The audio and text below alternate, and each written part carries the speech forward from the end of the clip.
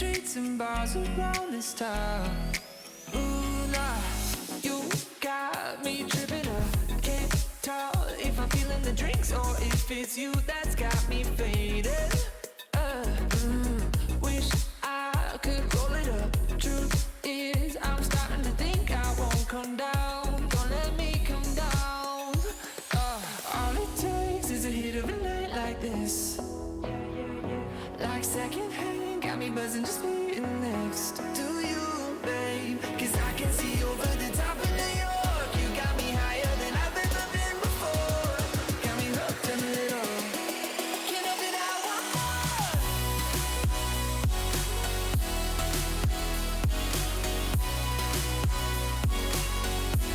Can't help it, I want more.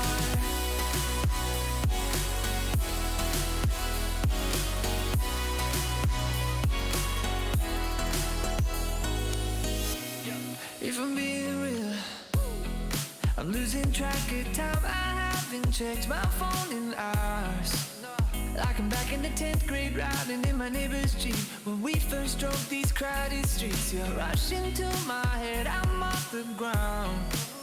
Yeah, you got me tripping up. Can't tell if I'm feeling the drinks or if it's you that's got me faded.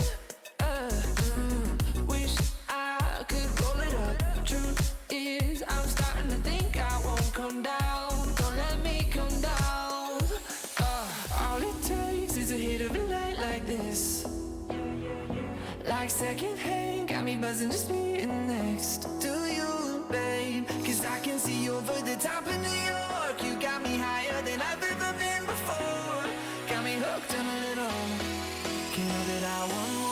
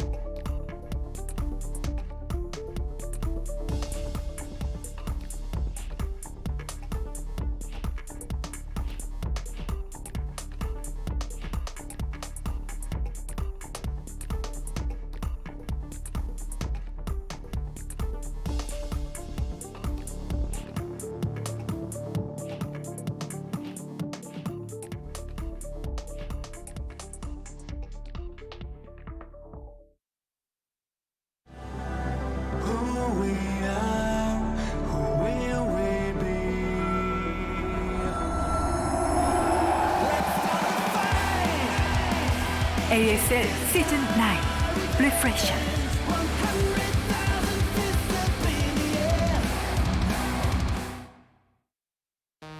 프리거 스튜디오 라이브 ASL에 오신 것을 환영합니다. What is going on, everybody? We're back here for another day of ASL. As always, we have a quick interview here with our players, get their thoughts and feelings, and after that, we're going to hop into our games. Artosis, how you doing, man? Tasis, could you keep it quiet? I'm watching IEM. No, I'm doing great, man. Happy to be here. Happy to be back. Great to be group back. tonight. Okay, so here are 4 players from Group E. Dangshin Besari, Chobo Zerg. Hello, hello, hello. 나눠볼 선수는 도재욱 선수입니다. 안녕하세요. 자, 정말 꾸준하게 So to you first, Best. 진출하고 계신데요. 벌써 9연속이에요. 알고 계셨나요? You've been very consistent. This is your 9th consecutive ASL. Were you aware you've been on that streak like that? Yes. 긴장되거나 그러시진 않을 것 같아요. 오히려 좀 Because I 집에 have yet to be eliminated at qualifiers. So I imagine you're not very nervous. 너무 빨리 퇴근을 많이 해가지고 네. 약간 텀이 길었었는데 Yes, 이번에 but 오래 있고 싶긴 해요. unfortunately, I've been eliminated pretty quickly in the past, so I want this to feel more like home, but I'm going to need to have a few more rounds in here before I can really get comfortable.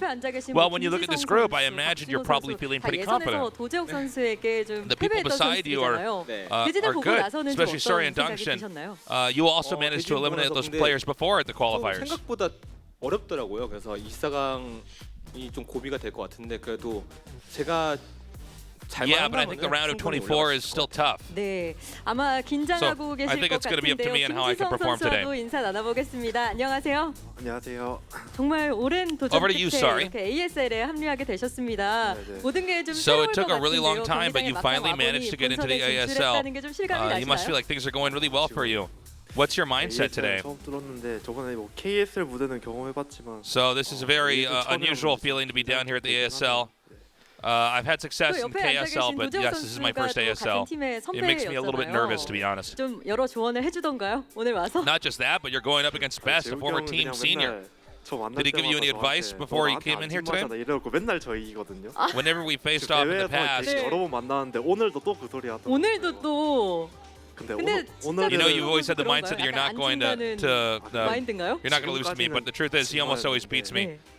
오늘은 Or do you 진짜 feel 안 like 좋은 coming into 말로 this today that you're going to lose to him today? 도재욱 선수 좀 긴장을 No, I don't have 하셔야 that 될것 mindset right now. 같은데요. 자, 이번에는 또 정말 I think I 오랜만에 have to have a better 현장에 mindset if I'm going to win 돌아오신 today. 박진호 선수와 인사 나눠보겠습니다. 안녕하세요. Over to you, Dangshin. 오랜만에 현장에 복귀를 하셨어요. 네. 돌아오신 소감 또 안 여쭤볼 수가 없는데요. After coming back to the ASL from some time, how do you feel? 요즘에 진짜 많이 떨어졌었는데 오랜만에 이렇게 올라오게 돼서 좀 약간 Yes, whenever I 새롭네요. participated in the ASL, 이번 시즌 I tend to get 합류하기가 eliminated pretty early. 사실 쉽지는 않았습니다. 서울, 광주 How does it 거쳐서 feel to be in the 부산 ASL studio 예선을 again? 뚫고 올라오셨는데요. 네. 24강 It was also a very 조를 tough series for you in the past. 아, 힘든 건 You 예선에서 actually went through all 끝났겠다라는 3 생각 드셨나요? qualifiers 아니면 아, to 산 get to 넘어 here. 산이구나 이런 생각 드셨나요?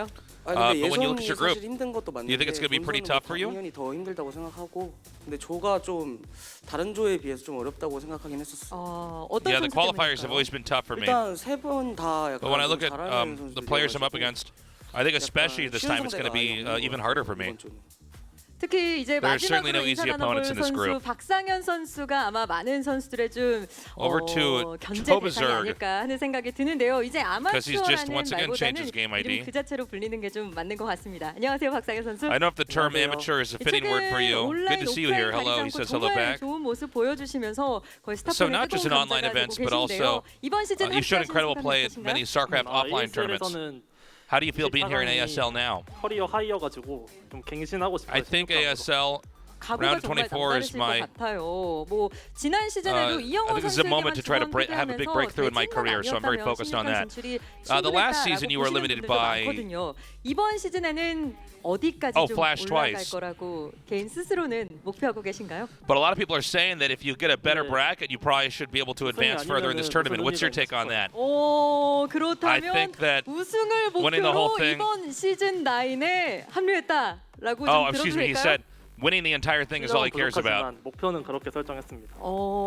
도재욱 선수가 굉장히 좀 동요하고 있는 모습인데 그렇다면 I think 도재욱 having 선수의 a high 목표도 좀 goal 들어보고 is 싶네요. really, really helpful. 이번 시즌 목표 어떠신가요? Best is laughing. 뭐 목표가 What's your 우승이긴 take? 한데 Best, what's your goal? 목표가 쉽진 않더라고요. 그래서 You know, honestly, my 목표가 best is, 우승입니다. my goal is to 자, honestly 이번에는 become a champion. 팬분들이 이 4명의 선수분께 직접 전달해 주신 But it'll never be easy. 질문들인데요. 도재욱 선수입니다. 자, 이번 시즌만큼은 도재욱 선수가 So we 좋은 have some questions 성적을 submitted by the 기록하기를 fans. 바라는 정말 믿음에서 ASL fans 남겨주신 have been 질문 very 같아요. eager to see you play 이번 시즌 best. 도재욱 선수에게 And people have been 마지막으로 rooting for you to get to the 소감하도 finals. 괜찮을까요? 네. Is, 사실 이런 말 is it 진짜 okay 많이 for us to have 했어요. confidence in you one last time? 할 때마다 네. 또 속냐 이러면서. Yeah, whenever I got eliminated, a lot of fans are really 사실 저는 속인 적은 없었거든요. really disappointed in my 열심히 performance. 하다 보니까 이제 많은 분들이 기대해 주시는 것 같은데 그래도 믿어 주시면은 또 I kind of make fun of them for that. 그래서 최대한 I 보답할 수 said, 있도록 해보겠습니다. did I fool 네, you 뭐 again like that in the 요즘 past? 도재욱 And that's 선수만 probably the 나오면 origins of that question. 채팅창에 도맨 정말 그 믿음을 굳건한 벨트랄까요? 아마 믿음에 보답하는 시즌이 되지 않을까 하는 생각이 들고요. 자, 다음은 김지성 선수에게 질문 드리겠습니다. So 바로 옆에 앉아 I 계신 think this is going to be a big season for you coming up 본인을 here. 상대로 대회에서 또 역습입을 So sorry. 했고 그러면서 정말 많은 관심을 받고 있잖아요. 네. 좀 부럽지는 않은지라는 질문이 올라왔어요. You're the same age as Chobazerg, 보다는 오히려 더 자극을 받죠 저는. but he's been getting a lot of attention in the spotlight of this. Are you a little bit envious of the attention that he's been getting? I would say not just envious. 제가 최근에 좀 Honestly, those 실력이 좀 kind of 늘었는데 results 그것보다 become a huge motivator for me. 또 좀 있거든요. 연습을 많이 두 분이서 하셨나요? 네, 연습도 많이 하고 또 자극도 많이 받고 그래가지고 저는 I've got a lot of help from Chobazerg. 오히려 자극받고 열심히 하게 되는 것 같아요. 박상현 선수가 이번 시즌 목표를 우승으로 And because of this, I've been 밝혔는데 very motivated. 김지성 선수도 그에 걸맞는 좀 목표를 밝혀주시죠. 저도 이번에 그래도 나름 Chobazerg said his goal is to become a champion. I want to hear what your goal is. 그렇죠. 로얄로. 그래도 우승 후보 정말 Yeah, well, look, since this is my first ASL, I'm also coming in here 올라간다면 with the dream of being a royal roader, of becoming a champion for the first time. 김지성 I know it sounds silly, but that really is my hope. 자, 다음은 박준호 I think I have to set my 선수예요. goals high. 박준호 선수 All right, 방송에 back to you, 없을 때는 Dangshin. 무엇을 하시는지 이 저요? 방송을 기다리시는 팬분들이 Fans are 많은데 wondering, 뭘 하고 지내시는지 when you're not streaming, what do you like to 뭐 do? 여러 가지 하는데요. 네. 술 마실 때도 있고 네. 뭐 스타 연습할 때도 있고 롤 할 때도 있고 뭐 I like to go out and 팬분들은 drink. 개인 I like to go 방송을 play 통해서도 different 박준호 games 선수를 like League of 많이 만나고 싶어 Legends. 하시는 것 같아요. 계획은 없으세요? 계획이요? 저 방송 하고 있는데요. 더 좀 Fans wanna 방송 see this 기회를 other side of you. 늘린다거나 하는. 네. According to this 그쵸. question. 이제 3월 달부터는 또 이제 방송 괴물다운 모습으로 Why don't you do 오. other stuff on your streams, not just StarCraft? 그림을 좀 잘 채워주시기를 바라겠습니다. 자, 마지막으로 I will- 박상현 I guess I'll 선수께 consider 질문 that. 드리겠습니다. 오프라인 경기에서 손을 많이 떨면서도 Okay, on to our last 경기에서는 question, 승리하는 and this is 모습을 많이 for 보여주셨는데 최근 오프라인 So a 경험이 lot of 쌓이면서 people 긴장감 잘 컨트롤이 되는지 물어보셨어요. have mentioned that your hands, 근데 제가 아까 you have 들으니까 tremors in your 김지성 hands 선수에게 긴장하지 마. whenever you're 라고 좀 participating in 이렇게 offline events. 말씀하시는 걸 들었거든요. 이제 Are you 본인의 okay? 긴장감이 Are you gonna be 아니라 able to 옆에 control your 동료들의 nerves in this 긴장감까지 tournament? 풀어줄 수 있을 정도의 경지가 되신 것 같아요. 저번에 KSL이라고 4강 갔을 때는 그때는 이제 극복했다고 생각했는데 이제 Last 또 time at the 오랜만에 KSL, 오프라인으로 when I got to the 오니까 semifinals, 긴장되는 건 여전한데 그래도 전보다는 I thought I had 더 보여드릴 수 있어요. eliminated all my anxiety, but today when I got to the studio, I started feeling nervous again. 기대해봐도 될까요? Not that nervous though. 네, 기대해 보도록 하겠습니다. 네 분의 선수들 인터뷰 고맙습니다. All right, that's the interview with our 4 players. 자, LG 울트라 기어 그리고 And now it's 핫식스가 time for your 함께하는 ASL two 시즌 9 casters. 24강 2조 경기. Wow. 과연 오늘의 Cast 16강 these 진출자는 누가 될지 잠시 후 경기를 통해 함께해 주시기 바랍니다. So 지금까지 guys, don't forget, 이영경이었습니다. as we've had throughout the ASL early part of the season ASL, we've got our weird map, Inner Coven. Inner Coven. So I don't know what to expect with some of these games here. Okay. I have no idea. This is a map we're going to get a little bit of an idea of how to play. We'll probably never fully get to unpack it, and then we will toss this map into the trash and move on with StarCraft. I do appreciate, though, these crazy maps that we're bringing out here. It really does allow us to see how these races function under incredibly different circumstances compared to a normal StarCraft map. Yeah, it's going to be interesting, especially for the Zerg versus Zerg, to see what that is going to look like. Obviously, they don't need to make Zerglings, so they can just drone and go fast expand. And like, do you double fast expand? Do you single gas and fast expand? Like, yeah, I actually don't know. Do you just like make mutas with armor upgrades? Like, I think that's what we're going to see. I feel like between the two of us, we can give a lot of insight to StarCraft, but I would probably say our weakest point would have to be ZVZ on maps that we don't know anything about, like this, right? No, my weakest point is TVP. Like, I can't tell you what to do in that matchup at any moment. I know. CBZ, no problem. Dude, it's going to be really crazy to see what these guys are going to be doing in the mirror matchup here. Because no matter how weird or imbalanced a map can get, you can't complain when it comes to a mirror matchup. Obviously, you're both starting with the same stuff. So we're going to begin this with Best versus Sorry. We've actually seen the PvT meta. It's been quite interesting on Intercoven. Yeah, I've really enjoyed a lot. Yeah, it seemed like a map where you'd want to rush to carriers, and because of that, Terrans are attempting to do very quick pushes, but because the Protosses know that the Terrans are interested in quick pushes to deny carrier builds, we're seeing Protosses actually in a weird, it's like a sleight of hand here as far as the builds go. They actually just blind counter the quick push. Yeah. And then it becomes an Arbiter map. Yeah, and it becomes a Psystorm map as well. Yes, yes. Really important aspect to it. Obviously, lots of speed shuttles and whatnot. Right. Is that what we're going to see out of these two? I could definitely see that being the case. You know, this group overall, though, by the way, Danshin is Killer or Baxter, and Choshin Berg is Soma. I really wish these guys wouldn't change their IDs. Well, they got to make sure that they change it at least 5 or 6 times to make sure that no non-Korean fans can be gathered. So, because no one outside of Korea likes the game anyways, right? So that's all I ever hear. That's all people tell us, God. except for all the people that watch this. Yeah, look, I don't know. I don't know why they're changing their IDs that much. I understand. Look, if you really thought, okay, I need to change my ID, this one I have is maybe it's inappropriate or it's too generic. There's too many other pro gamers with the same ID. I get that, but like Testy went his whole career and keeps going with Testy, man. I think everyone's fine. I'll tell you what, Testy is it's a great ID for him. Yeah, it's very fitting that that's his name. Yeah. Oh god. So we got some great games coming up here, guys. Again, I don't know what this these mirror matchups. I don't know. There's so much that can happen on these maps. It's crazy. Yeah. I'm just kind of excited for like all the games except, well, the first one maybe. TVP has been evolving so much that maybe we'll see something interesting. But as far as like the other matchups that we're going to see tonight, all these players are really, really strong. Like, yes. Really strong. I would actually say the weakest player overall is the Tier 2 player in Killer or Dungeon. Like, Sorry is in very good shape right now. Yeah, he's a very good player. Fantastic. Best is always looking like a top 3 pro. Best should move out of this group. And I love casting his games because he has such a different approach. Yeah, he shows that you can be so different as a Protoss player. We've seen him use a lot of Dark Archons in the past. He's just fantastic. He's just fun to watch. I think even if you if you're a Protoss racist like Artosis, you can still appreciate you can still appreciate best play. I'm sorry that I'm looked down upon for just speaking truth about the game, because that's my job, literally. But no, Best is probably my favorite Protoss overall. Yeah. And not just for his playstyle, which I really love, but he's actually just such a nice guy as well. Yeah, really friendly guy, a lot of charisma.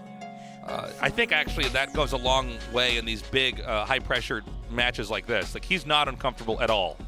On camera, being interviewed in the studio. You say that. And the thing is, he doesn't seem uncomfortable, but for his level, he underperforms these tournaments drastically.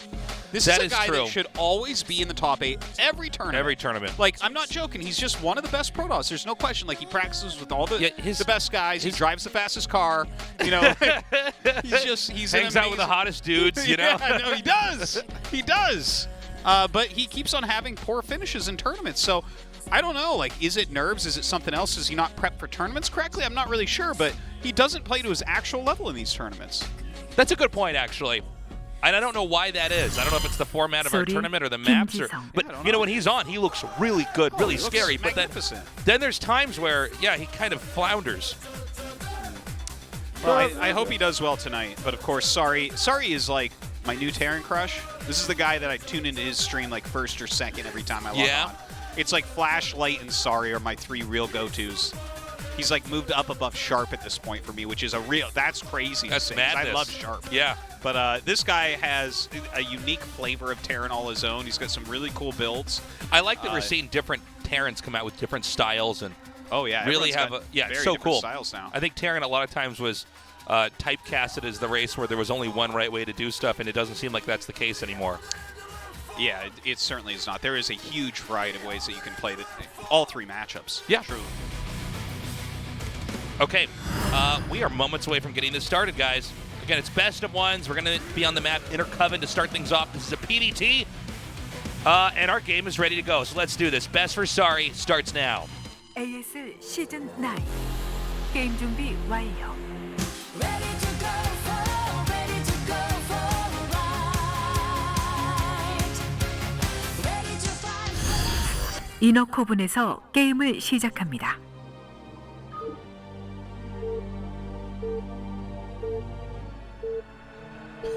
I like how the people spamming are not the players. The observer. It's our obs and ref.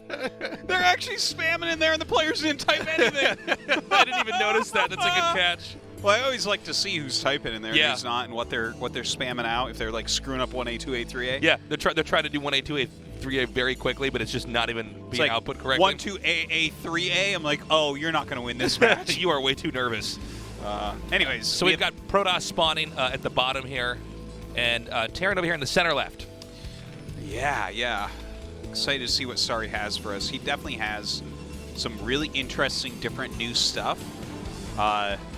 It's kind of part of the reason I really like watching his stream right now. Is he feels very different from the other Terrans. So I feel like he might be able to bring something creative and new. Yeah, I don't know. Guess we'll see.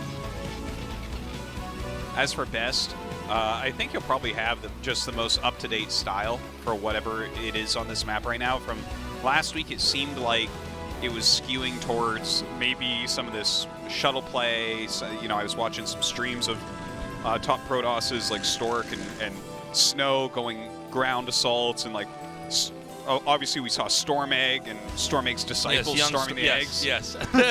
And I feel like he'll probably do something in that vein.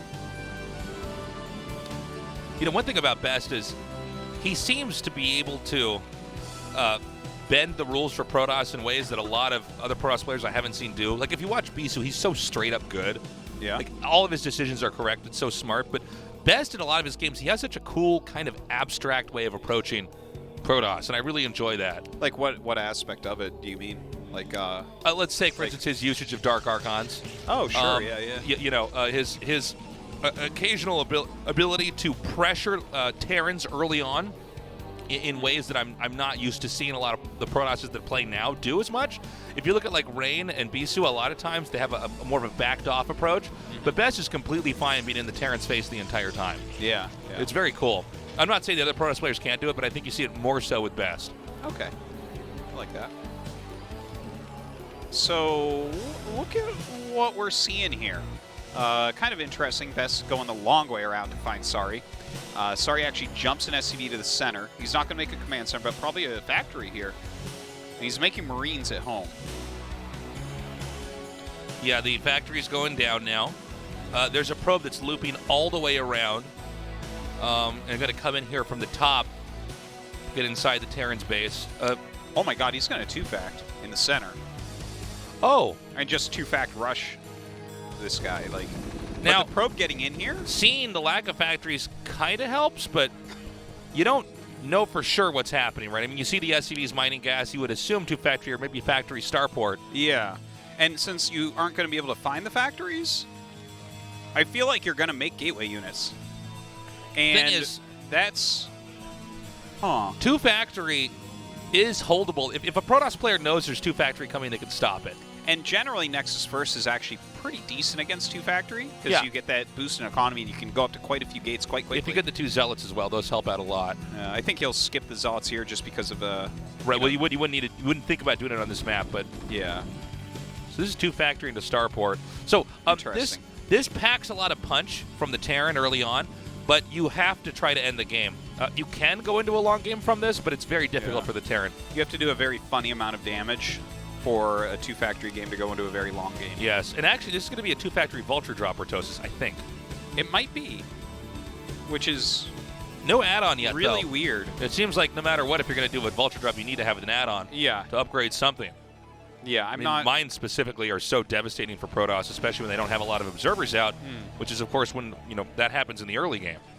He's actually keeping a Vulture there. I think he made the Vulture to stop any probe jumps. Yes, exactly. Or even you could probably jump like a Zealot over or something, so you don't want to have to deal with that. Hard to do, but yeah, in theory you could do it. Yeah, I'm pretty sure you could. But okay, let's see how this goes. I feel like there's a lot of ways to hold this, though. You know? Yeah. Like, I think that you could rush to DT. I think you could go 4-gate here. I think, yeah. Well, the answer is to just get a lot of gates up and then just try to have an actual fight here. But this map is so unusual, and again, we're kind of still trying to wrap our heads around how this map can operate and the different matchups. But then also, what's the meta here? And this is a very different approach. I mean, the idea is, of course, to win with a ground attack, but this is a very, very early ground attack. And usually builds like this are made to punish Protosses who are too greedy. So I think what we're going to see here is he's just going to drop vultures over and lay mines everywhere. Yeah. That seems to be what this is going to be. Well, I mean, what does he actually have to defend at the natural? Well, he has 2 goons at the expansion. Which might not be enough. Again, yeah, if you lay the mines really quickly, like, look at this. Oh, my God. This is going to go really well for Sari. This is going to go really well for him. Oh, my God. Okay, speed's done. Vulture mines are being planted. We need to watch each of those mines, see where they end up. He's going to be able to get behind this. Now, I'm sorry, is there a robo out here? No, I don't think so. I didn't see one, but it might be in the lower. Look at this. While he chases this, you run into the clearing here. So the idea is that the Dragoons can't cover that much area. So if you get enough mines planted here. He has like 8 vultures here now. Oh, he had a hole, and he showed him, and he turned around. He assumed there wasn't a hole, but there was a hole. That's too bad, because had he gotten in there, he probably could have completely. Wait, can you plant mines in Disruption? They don't go up. They don't pop up. They don't pop up. Oh, okay, okay. So you can put them there. That's totally on you. Go ahead. It's a God-given right. Yeah. But Stormegg can take him out if he wants. That's true. Okay, so he's going to land the tanks here. Holy crap, now, the longer the game goes, strat. if Protoss can just stay alive for a little bit. Oh, my God, this is so much damage. He's in trouble, man. Yeah. Oh! Until you drag the mines into the tanks. Oh, my God. Great mine laying here. Okay, he is barely alive here. What is it? 2 more Dragoons are out here. He's got 4 gates up, by the way. His tanks are real hurt, Tasteless. They're real hurt.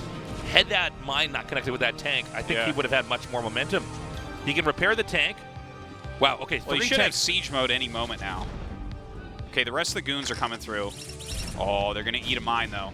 Okay, 3 tanks against these goons. The goons are damaged, though. The Marine's coming out. Oh, he's going to Marines are really handy in moments like this. Oh, my God, the landed barracks making Marines. I love it. This is what I'm talking about, man. Sari has his own style. He plays such a cool game. He needs to get this bunker up over here. He needs to move that SCV from the siege tank. That's going to get picked off.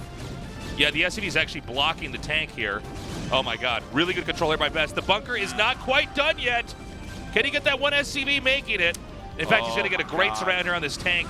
And from here, I think Best can just pounce on this. Yeah, there was definitely some miscontrol going on here from Sari. I think that he actually could have done very decently in this fight. I thought he was about to win the game, to be honest. Yeah, the previous fight with the 2 tanks when he first dropped them. All right, GG. Best ends up winning.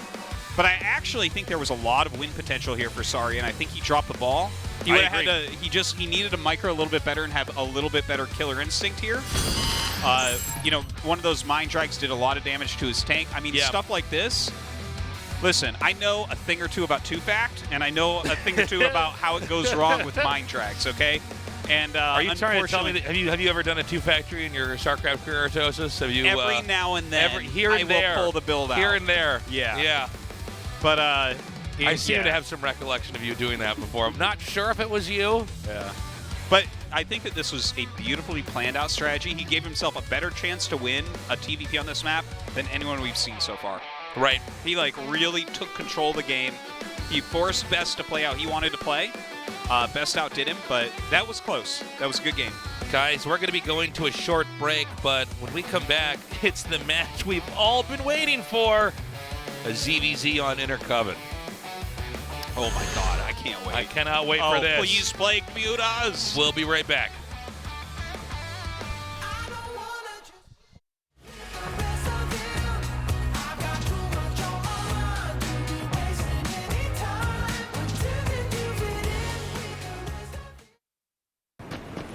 울트라 기어로 부드럽게 이긴다. LG 울트라 기어 게이밍 모니터. 짠짠이 맞칠송 사이다 정다운이 맞칠송 사이다 70년을 사이다, 칠성 사이다.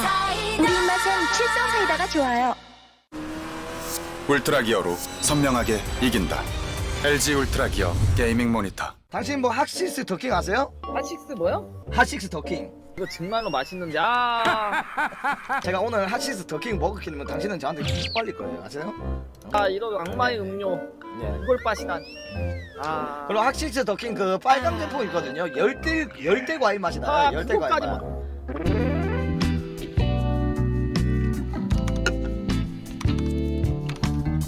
자신 있으세요? 울트라 기어로 선명하게 이긴다. LG 울트라 기어 게이밍 모니터.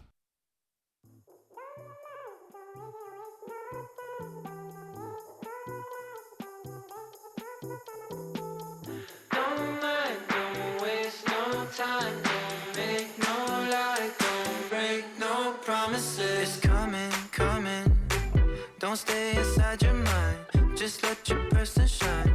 The one that lives inside. Running, running. Trying to get to brighter days. You don't have to feel okay. It's okay. Ooh, no, you don't have to try to change it. Ooh, no, you don't have to wear all these faces. Don't mind, don't waste no time, don't make no lie, don't break no promises. Don't mind, don't waste no time, don't make no lie, don't break no promises.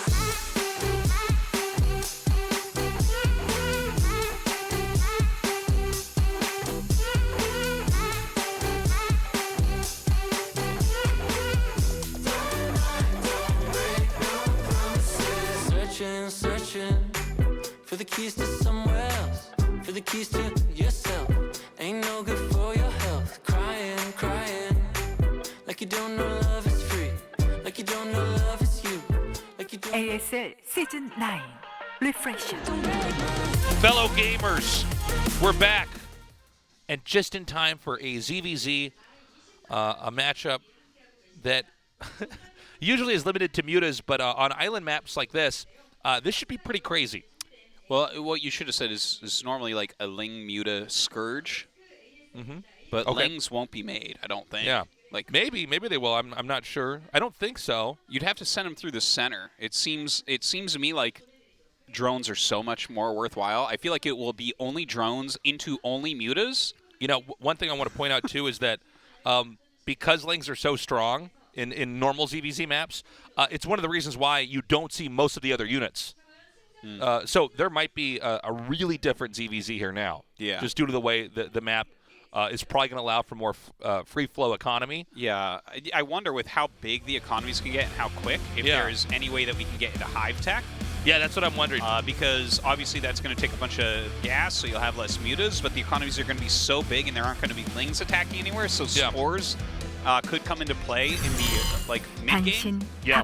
I could imagine, but I actually just don't know. Oh, this is the song you picked? Are we doing a duet? Why are we holding hands now? What's happening? Oh, I thought this song was going to go in a different direction. Oh, yeah.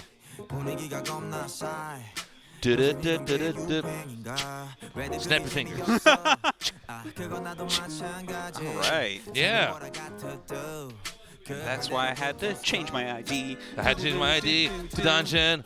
Before that, it was Baxter. Before that, it was Killer. Before that, it was Baxter. Super sick. Let's see what song our other Zerg player picked. It's probably the same song because they play the same race. 조심저그 박상현. Oh, yes? The party has just begun. Okay, you stuttering? You okay? The body's begun. All right, let's see if it's actually just begun. I wish I could dance like that guy. Me too. I wish I could dance like that. It must be great.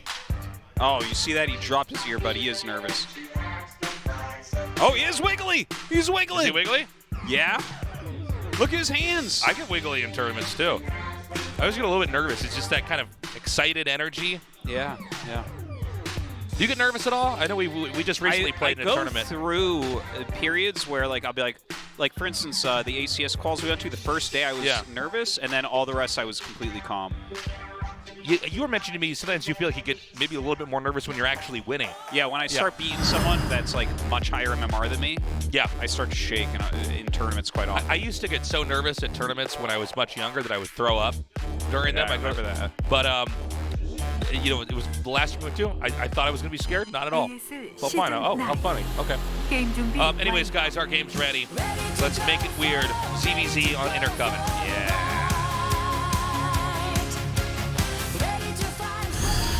이너코분에서 게임을 시작합니다.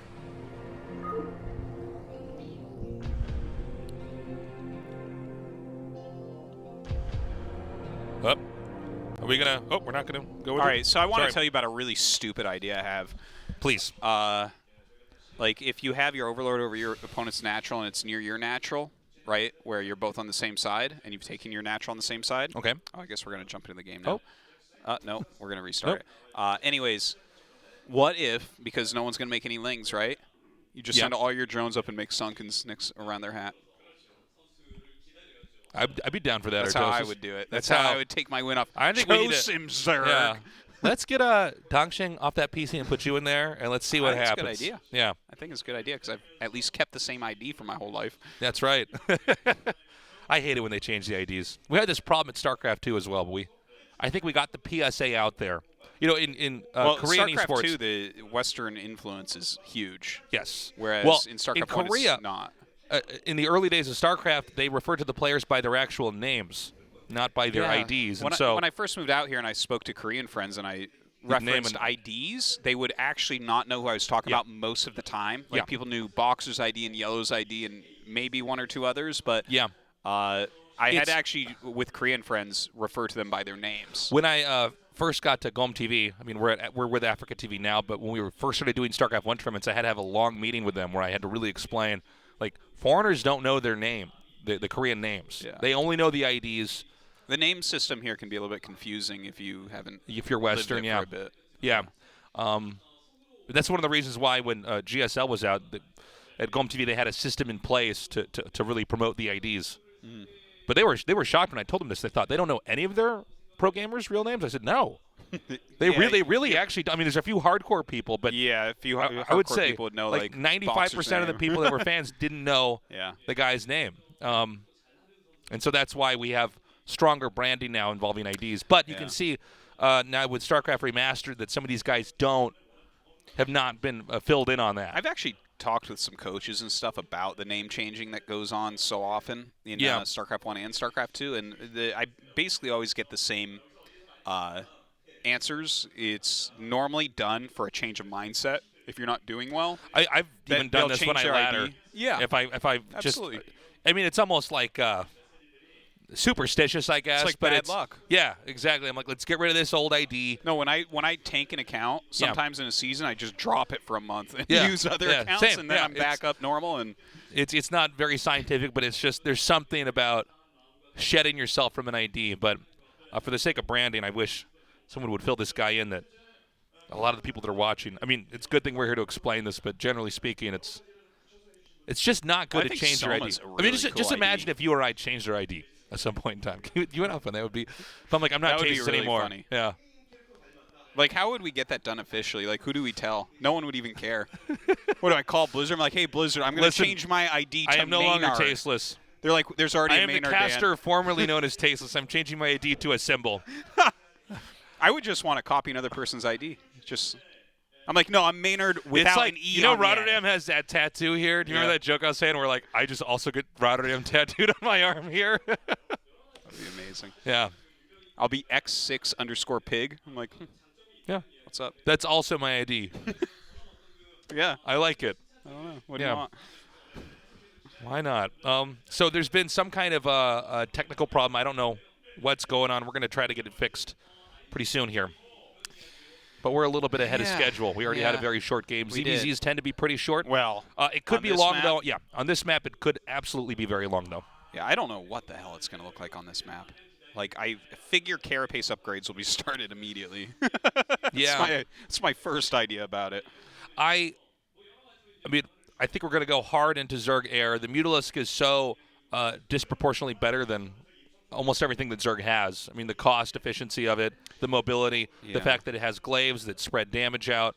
So I'm imagining we'll probably see a more hardcore Mutalisk arms race going on this map, since it doesn't seem, unless we're wrong, it doesn't seem like this is a map where you can win with a ground fight. I'm happy to be proven wrong on that, but it shouldn't be that. Like everything that I understand about StarCraft would not lend itself to being a ground fight map. But we'll see. Yeah. So I think you're right. I think it's just going to be basically lots and lots of mutas, and someone's going to get out of position. The other guy then is going to have one more gas. That's what it feels like it's probably going to be. But if it ever gets beyond muta, because then it would turn insane. Because if you get, like, let's say, Plague out, I think the game will turn into a dumpster fire. The great unknown. Well, the great unknown is ZVZ when you get into super obscure long game situations where it's like someone always messes up because they're so uncomfortable with it. Yeah, and it's not something you get to practice a lot of. It looks like we've got our game loaded up, so we're going to hop back into this. See? For some reason, apparently, one of the players' monitors power just went off. So I love how efficient we are here at AfreecaTV. Whenever there is a real problem, almost immediately fixed. Yeah. Well, you got to do it. We're a TV show. For God's sake, Tasis. For God's sake. So we have Choshim Zerg in bottom right. So that's Soma. And then Danshin, who is Killer or Baxter, over at the 9 o'clock position. Oh, that's a funny place to send your Overlord. Right up through the center. Gets there and sorry has 2 facts there. He's like, what? He's like in the wrong game. One of the funniest things that Artos has ever said, this is like, I don't know if you remember this joke you told me, but we were in an arcade like 9 years ago. And I probably don't remember this. And we were playing Street Fighter 4 in this arcade, and you were complaining about how strong Ken's uppercut is because it goes through everything. You're talking about it's like hitting characters in other games. Yeah, that's like the noob detectors, people who spam that move. Yeah. That's how I knew when I changed levels in Street Fighter, when I stopped losing just that. Compulsively doing uppercuts. Because people would literally come to the arcade and spend their quarters doing Ken uppercuts, and it was like, you're like, that's great that you know how to combine those inputs to make him do the uppercut. Yeah, by the way, I'm staring in disbelief at Tasis. Yeah. That's what it was like, because it defies words. It's actually like a lot of my ladder experiences in StarCraft Remastered, where I'm just like, so this is what you do. This is how you spend your time on this Earth. There's been this trend right now. Why can I, I'm so bad with map names. What is the map, the one-on-one map? Not Heartbreak Ridge. What's Neo Bloody Ridge? Oh, Neo Bloody Ridge? Neo Bloody Ridge, thank you. All the Protosses right now are just sending a probe to your main and try to build a pylon, manor pylon you and make gateways there. This is like all over. Yeah. Yeah, and see, the thing is, I proxy one gate on that map, so we have this moment where our probes pass by each other in the middle of the map. It's like, God. Oh, I guess we're both pieces of garbage. I guess that's what we're doing here, you know? Well, I'm glad you guys have found each other. Yeah. I'm glad you guys have a meeting point. It's like two trashy people recognizing each other in a dumpy strip club. Okay, we're like, oh, I guess we're both. Yeah, I love it. We're both trying to proxy gate each other. Yeah. By the way, Choshim Zerg here is actually going super quick layer, and Danshin has gone for a hatchery first. So we're going to see how these two builds pair up on this map. Like, you're going to get quicker mutas, but your opponent should be able to scout this, right? So you should be able to just have your quicker second gas and throw down some spores because you have extra drones. But then, if you get into that, see, here's the thing. Normally in a ZVZ, there is this this balancing act of Ling and Muta, right? I mean, there's moments where they can tech too hard into Mutas and you actually overrun them with Zerglings. And then there's periods where, you know, they can over-defend in certain ways. But I don't think we're going to have that kind of balancing act here because it doesn't seem like the ground game can work. So it almost seems to me like once you get an air lead, you can just keep it. So, well, that might be true, but think about when you see hatchery first go up against one base Muta. Generally, the way that goes is the Mutas get a little bit of damage done, force some spores, and then they cut off Ling reinforcements from the main to natural, and then overrun the natural with Lings. Right. That is how most of the wins go for that. Here, you can't cut that off at all. You could just have spores in both locations and make mutas at both locations and then get more. Also, right? it's really different, the spore game, with spores or without spores, because when you have spores up, you can at least leave your base, right? I mean, sometimes ZVZs can be decided because one guy decides to go out and the mutas just counterattack, go in there, kill the drones. Now, I think on this map, there's going to be a lot more drones. I might be wrong, but it seems like since you don't have to make lings, you can just get more workers out. A lot of times in ZVZ, you don't see more than 10 drones. Look at this. We have a 5 supply lead for Danshin now. And now he's just now starting his gas, right? But we actually have a 200 gas advantage. Wait, no, Choshim's are... So hold on. He already bought his Spire. I'm trying to use my brain powers here to figure this out. Actually, I guess he's actually going to have a bit of a gas advantage throughout the game because he got this gas immediately. Yeah. So it looks like Choshim Zerg will have a little bit more gas overall. Is that like what it's just going to come down to mathematically? It's like you force the spores and so the drone advantage isn't that big a deal and then you just like have 2 more mutas the whole game? I think so. Maybe? I'm not sure though. Yeah, hard to say. Because I guess getting another base is going to be a little bit difficult. I mean, forcing a spore is pretty dramatic when you consider how low the drone count is, at least now. But you can get counterattacks off because your opponent won't have spores, and you will. So you have to use what you have that's different as your advantage.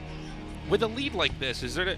I guess not. I was going to say, is it ever worth it to just dive bomb in and kill as many drones? I guess the answer is yes if he's going to do this. Because it seems like if you get the drone count low enough, you could just keep them remaking drones. You don't have a lot of larvae, you know? Yeah. That's another big limiting factor. So it's lots of Scourge coming out now. Yeah, that's quite a few Scourge. I wonder what his plan is here. Like, just to catch mutas that are rallying in, perhaps? Maybe. Oh. Ooh. Wow, that's pretty punishing. And the thing is, he can't leave now. Yeah, it's pretty hard. Okay, just going to sit Scourge there waiting. He knows what's going to be popping out of the eggs. It's not hard to figure it out. Yeah. Oh, it's drone that time. It's like a lurker pops out. We're like, whoa. So he does not want to hit Overlords with this, in case you were wondering. You definitely want to go try to get the muted count reduced. But it doesn't seem like Dangshin is, I'm sorry, Chomzerg is phased by this at all. Chosimzerg. This ID, I do not like this ID, Artosis. No, I'm not a huge fan. Just whenever you put your race in your ID, I'm like, okay, that's good for ladder, but like, is that what you want to be known by? Yeah. So the like, what if I called myself Artosis casting? That would be a dumb idea, right?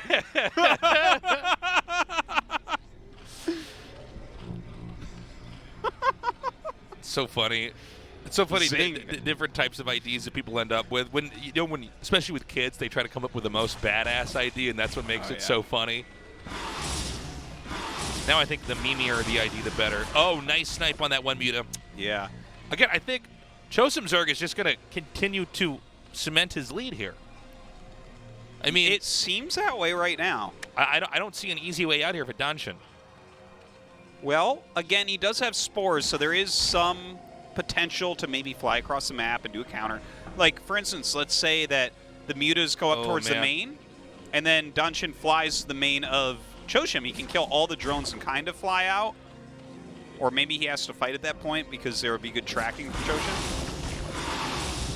Look at this. He's playing ZVP right now. He's taking out the cannon. Yeah, well, this is where Danshin has to win this fight. There's so many Scourge out here. I'm not clear on who has more mutas. I believe it's Chosimzerg has to, right? He does. So it looks like he just wins. Yeah. And it turns out that one hatch muta maybe is the best strat on every map for ZVZ. I guess we've solved that. Possibly. So even if he can't kill the main, if you take this out, that's half the gas. And without enough gas, you can't get mutas. You get swamped. There's no way to keep up. We both have that carapace. At least I was right about that. Yeah, that much. This Terran player and this Protoss player, we can both nod in agreement that carapace or mutas is the ZVZ free upgrade. damage! That was like one of the first things I ever learned about StarCraft was the carapace upgrade in ZVZ. GG. Well, Not our most exciting game, but I think it was a fairly informative one. I think one hatch layer is the way to go. Get your mutas out quickly and then keep that lead. Maybe. You might be right about that. I have no evidence to the contrary. Yeah. So, yeah, I mean, that's what we get. Up next is going to be a PVZ.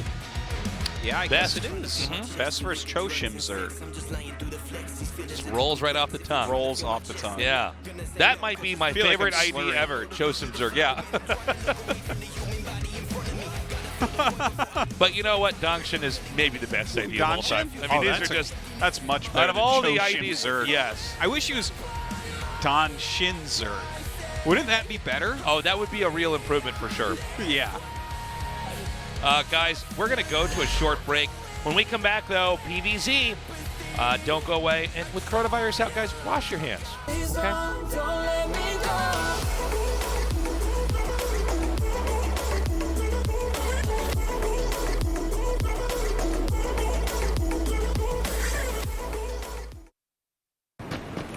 울트라 기어로 부드럽게 이긴다. LG 울트라 기어 게이밍 모니터. 라벨 떼고 버려야 되는 건 알죠? 근데 귀찮아서 잘 안 해요. 라벨을 떼지 않아도 오키.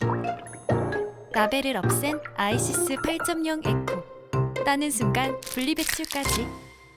지구에게 오키, 모두에게 에코. 라벨이 없는 아이시스 8.0 에코. 뭐야? 오빠가 맞춰. 핫식스잖아. 그냥 핫식스가 아니야. 핫식스 더킹이라고. 뭐야, 색깔이 하나 더 있네, 릴리야? 핫식스 더킹 펀치야. 이거 무슨 맛인데? 뭐 과일 맛 나는 거야, 이거? 이건 열대 과일 맛이 나서 여자들이 굉장히 좋아한다고.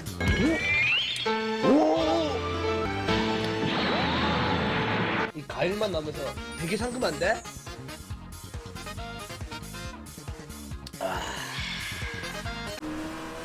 울트라 기어로 선명하게 이긴다. LG 울트라 기어 게이밍 모니터.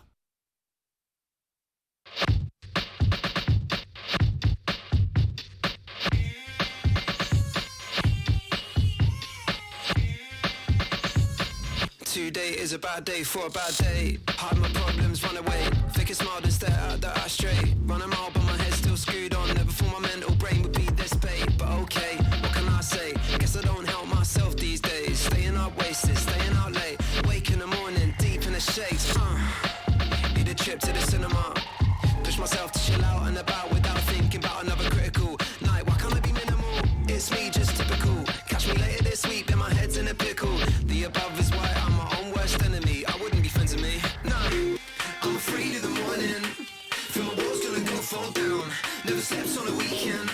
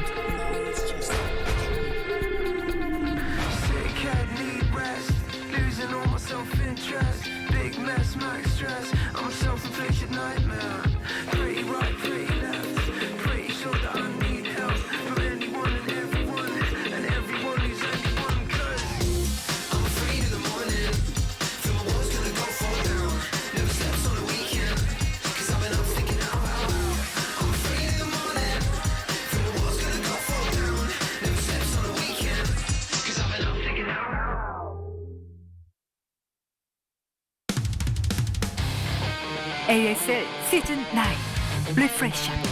Hell yes. Welcome back. ASL continues on. We've got a ZVP coming up here. Now, I think Best is supposed to win here, but I could see an upset. It absolutely could happen. Oh, yeah. I think anything could occur in this game. You know, PVZ can be a bit fickle, as they say.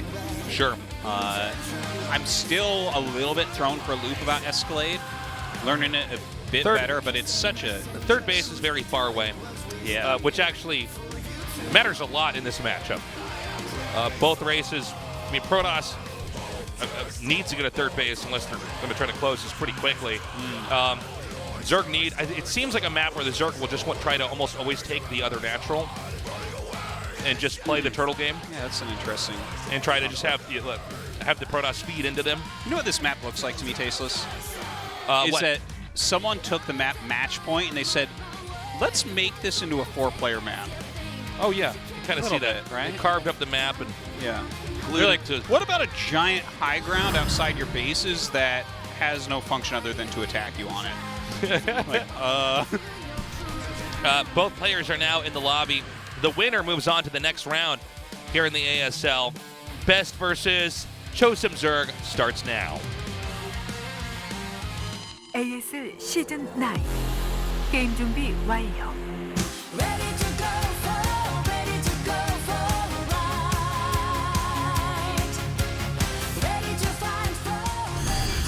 에스컬레이드에서 게임을 시작합니다.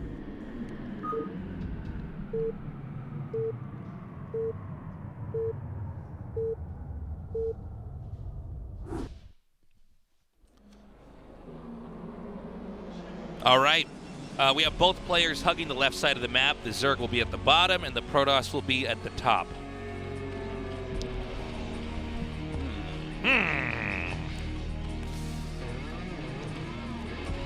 So I'm guessing Best is going to open up with either the one gate or Forge right away. Yeah. Unless we have something really cheesy like 2 gates in the main or Blind, Nexus, and Forge in 11. Yeah, that's definitely a possibility. There has been a bit more fast expanding on some of these bigger 4-player maps. Yeah. And so generally speaking in PvZ, unless the Zerg is trying to cheese the Protoss, usually the Protoss is trying to push out and kill the Zerg before the Zerg gets too out of control and eventually gets the Defilers. Usually that's how the game's looked at. Yeah. Now, Chosim Zerg specifically is a very aggressive Zerg player. He really, that's how he makes his money. That's how he gets his MMR, is by attacking. He's got just beautiful build orders and micros, so I feel like it getting to a Defiler game is probably not that likely with him. You know, if this was like action, let's say, I'd be like, oh yeah, no, he's aiming for that. But with this guy, I'm like, I bet you he wants to pick off a few High Templars and then kill you with Hydras. Yeah. That sounds Six hatch play. Yeah, something like that maybe. Protosses, excuse me, have adapted pretty well to that style, though. I know it was a real nightmare. Actually, Pro-Tie. Pro-Tie. Yeah. But yeah, I think it's also not a bad idea at all if he just tries to do a Hydra Bust or something like that. We saw there was one year of ASL where the Hydra Busts were so prolific, we hardly saw any normal games. Yeah. And then we had a turnaround in KSL the same year where it was like, I believe it was the same year, where suddenly Zergs couldn't beat Protoss. Yeah, it's so weird. We've talked about this before, where sometimes this matchup looks like it's totally busted one way, and then you know. And we've always been saying too, like if StarCraft 1 ever actually becomes broken, it's because of this matchup. This is the one that could eventually be unsolvable, I feel like, and the other ones are not. There's so much play in all the other ones, you know. PvZ, it's a tough matchup though for both sides here, but I will say it seems though, if the Zerg can get the game long enough drawn out, it's really hard to kill them. Tough matchup on both sides. I believe, Tasteless, actually, the only matchup in the game that's tough on both sides is TVT. This Terran elitism. Literally impossible. I love your Terran revisionist history, Artosis. All right, sometimes TVZ with 2 good players is tough on both sides. I'll give you that. I loved your Protoss stream, by the way. That was a lot of fun. I'm doing it again soon. I love the PvT you played where you had as many Arbiters as a Terran has science vessels. It's just so funny to see when you play one race, the ticks that kind of come over on the other side. Yeah, yeah. Just have like a group of ARBs attacking stuff. Yeah, all in one control group moving around. So funny. So the Zerg's gone for 3-hatch play. The probe is still going to maneuver through this area wherever there's creep. You just want to confirm, is a layer coming, or are we going to have a Hydrolustent come here? It's pretty much impossible to begin the cheese against the Protoss until the probe's been killed off. Well, he has a layer coming too. I feel like he's already kept it alive long enough that it's not that worrisome. Can I point out how satisfying that Cybernetics core position is? Yeah, no, that looks That's very like nice. That satisfies my OCD. It looks really cool there. Yeah, it just fits. It just plugs it right in there. I want Best to come over to my house and move my furniture around. Let's just see where it ends up. Have you ever seen? There's actually like a whole subreddit for things that fit in places perfectly. Yeah. Is this like the oddly satisfying? I don't know. Subreddit? Yeah. Someone told me about it a while ago, but there you go. Maybe that's what you need. You need to submit that Cybernetics score right there to there. Now the Zealot's coming out here. And usually the Zealot is, again, here to try to confirm, okay, is the Zerg being honest here? Some Zergs will actually just not get Lings even then, knowing the Zealot oftentimes turns around. Where's the Zealot going? Well, I think most Protosses are concerned about a player who might take another natural, because those games can be tough. When the Zerg takes another natural, they're guaranteed to get the main. It's a free main, and it forces the Protoss to try to push out and end the game. Okay. But and a lot of times Protosses will like that would be overextend. so far away. But in this case, it's not happening. But I think he sent it here just to confirm. Yeah. I don't think he's gotten a worker over to the third, where it actually is. Look at this. He's hiding it behind the natural minerals of a base Zerg didn't take, and then it almost got found too. Yeah. This is the beauty of StarCraft right here. The fact that both of them knew that this type of mind game was a reality, you know? Yeah, yeah.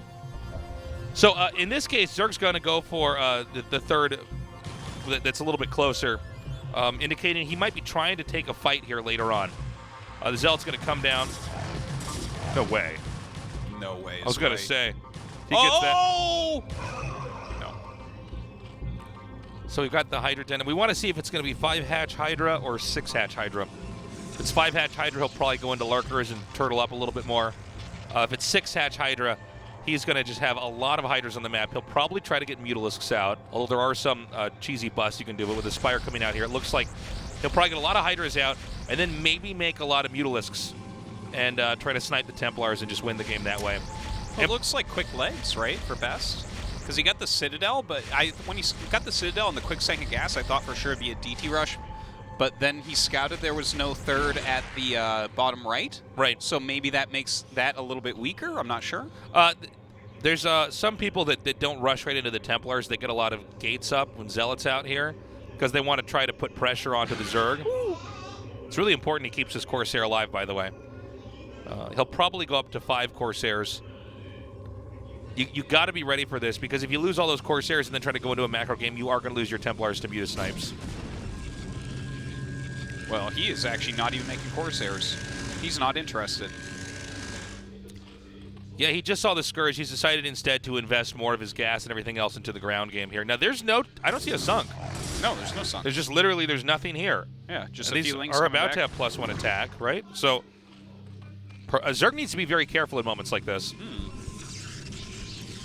Well, adding a bunch of gates right now. I like how Best is playing this. He's kind of skimped heavily on his anti-air. Right. Instead getting some quick Zealot upgrades, kind of running around, a little bit of harassment.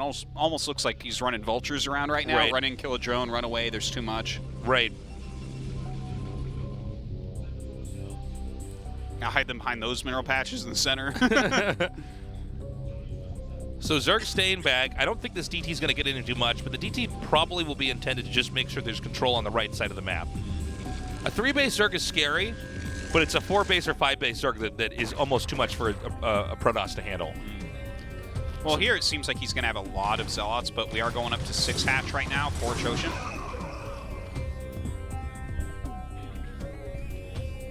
Okay, the Zealots are coming out again. Isn't this a little nerve-wracking that, like, I saw him make some High Templars, but if you just make a few mutas. Because look, he just flew Scourge in and saw 3 High Templars. He knows that there's not a bunch of Scourge. I mean, a bunch of Corsairs. So couldn't he just go mutas to snipe those and then never die? He probably will. I mean, it's very common. Sometimes we don't see it, but I mean, everything that I understand about the game would tell me, yeah, that's just that's what you want to do. How could you not do that, right? It's one of the reasons why a lot of times you see Protosses make just enough Corsairs that they've zoned the Zerg out of the option of this. Yeah. Well, it feels like a lot of the game comes down to, like, do you waste your Corsairs needlessly because then the mutas come out and snipe your High Templars and you're in trouble? Right. Whereas here, like, Best is already countering Lurkers by going Robo. So, yeah, I feel like how would you make this work if he makes just a little group of Mutt-Mutts? Mutt-Mutts. Artosis, I was telling you about this. I was rewatching the replays of ASL. Yeah? And I saw that Rain, I guess this was KSL actually. Rain versus Queen a while back. In that series that he won, like 4-1 or something like that. Oh yeah, that was like last season of KSL. Yeah, right? yeah. He never got Templar energy. Is that a big deal? To me, yeah. I thought you always, if the game went on long enough, had to get Templar energy. He doesn't do it. It's really weird. Maybe that's why you don't have enough Templar stasis. I think you're right. Templar energy. Why? So your Templars can die at 63 energy instead of 50? By the way, Zerg has made a lot of Lurkers, and it looks like what he wants to do is try to exhaust the Protoss, as Protoss is going to have a very hard time getting to third base. And so we're probably going to see these Lurkers push up here. Oh, this is great. Oh, he swiped the Extractor. Oh, yeah, well, I think it's fine. He didn't notice because these Hydras are being microed so heavily. And Chosen Zerg is going to lose all of his workers if he's not careful with this. Best really is best. This is like... That's insane. Yeah, this is... Now, I mean, this Contain's going to be pretty serious, but this is exactly what the Protoss would want to do. And I love this. He just walks out. Zerg's going to come there and see there's no workers. Well, Zeratul did his job right there, man. Yeah. 12 kills. So, there is problems, though, here for Protoss. The bottleneck, the wall-off that Protoss has made is going to have to be destroyed if these Dragoons are going to come out here and break this. And Hydras are very good at sniping observers. He'll probably have to get both speed and range on the observers. He'll have to be very careful with his storms. Okay, here we go. Wow, coming out for the bust already. The observer being microback. He does have 2 of them. Zealot's starting to come out here. Couple side storms going down. Real patience exhibited here by Best. Yeah. He's actually starting to tear through. Does he have enough storms here to push back all these Hydras? Oh, storming those eggs. He learned from Storm Egg. Yeah. Okay, another great side storm there on those Hydras.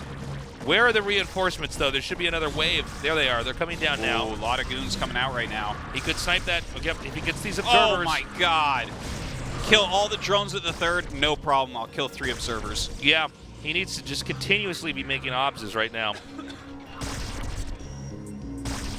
Again, Dragoons are the natural response to this. Now, the Zerg had to make a lot of drones back at home, so there won't be as many Hydras here to help out.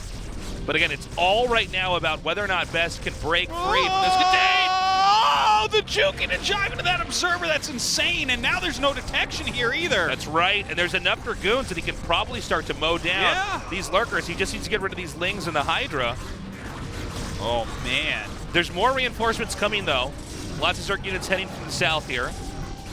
Yeah, there are a lot of units coming in, but if he just has a round of Zealots coming out, I feel like he will be able to plow through whatever comes. Yeah, and a lot of times if the Zerg loses a contain like this, they're in real peril here. Yeah. You have to invest a lot to try to get control in the game like this. Well, he had so many Lurkers. Now what's he got, 1 Lurker? Yeah, and head these DTs. Oh, don't worry. Yeah. All the detection's gone again.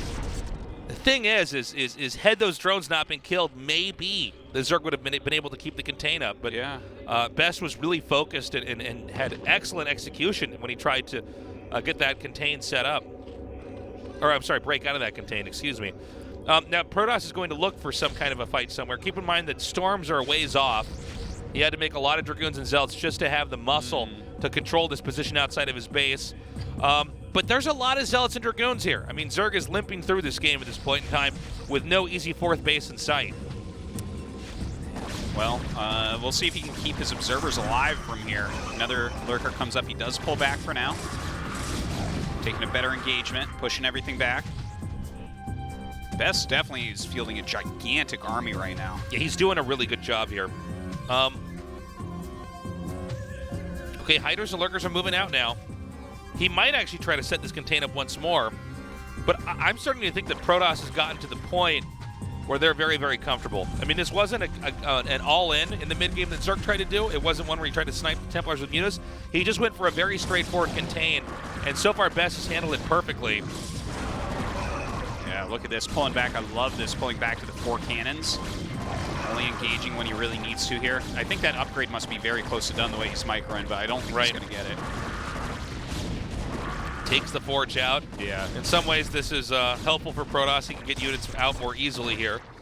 Sometimes it's almost better to leave their contain up, or their buildings up, you know. Probably worth getting rid of like a +1 armor or whatever, though, right? Sure, sure. No, I agree.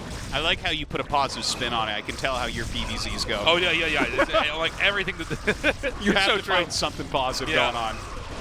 Great storm here, by the way. Huge army from Best. It's going to roll. This is just so much. And again, there's no... Oh, hold up. Hold the phone. Taking out that Nexus is pretty good. I still think Protoss has enough, though. Well, the Hydras on the high ground actually trading reasonably well there, but it looks like just a bit too much. As that next round of Zealots come out, he has to run. Now, Protoss is beginning to dry up these resources. I mean, you do eventually have to have a third. Yeah. And now that he's lost that third, the supply is closer than it's been for a long time. That's right. And they both have +2. It's possible Best decides to not get a third at all and just try to run over the Zerg player here.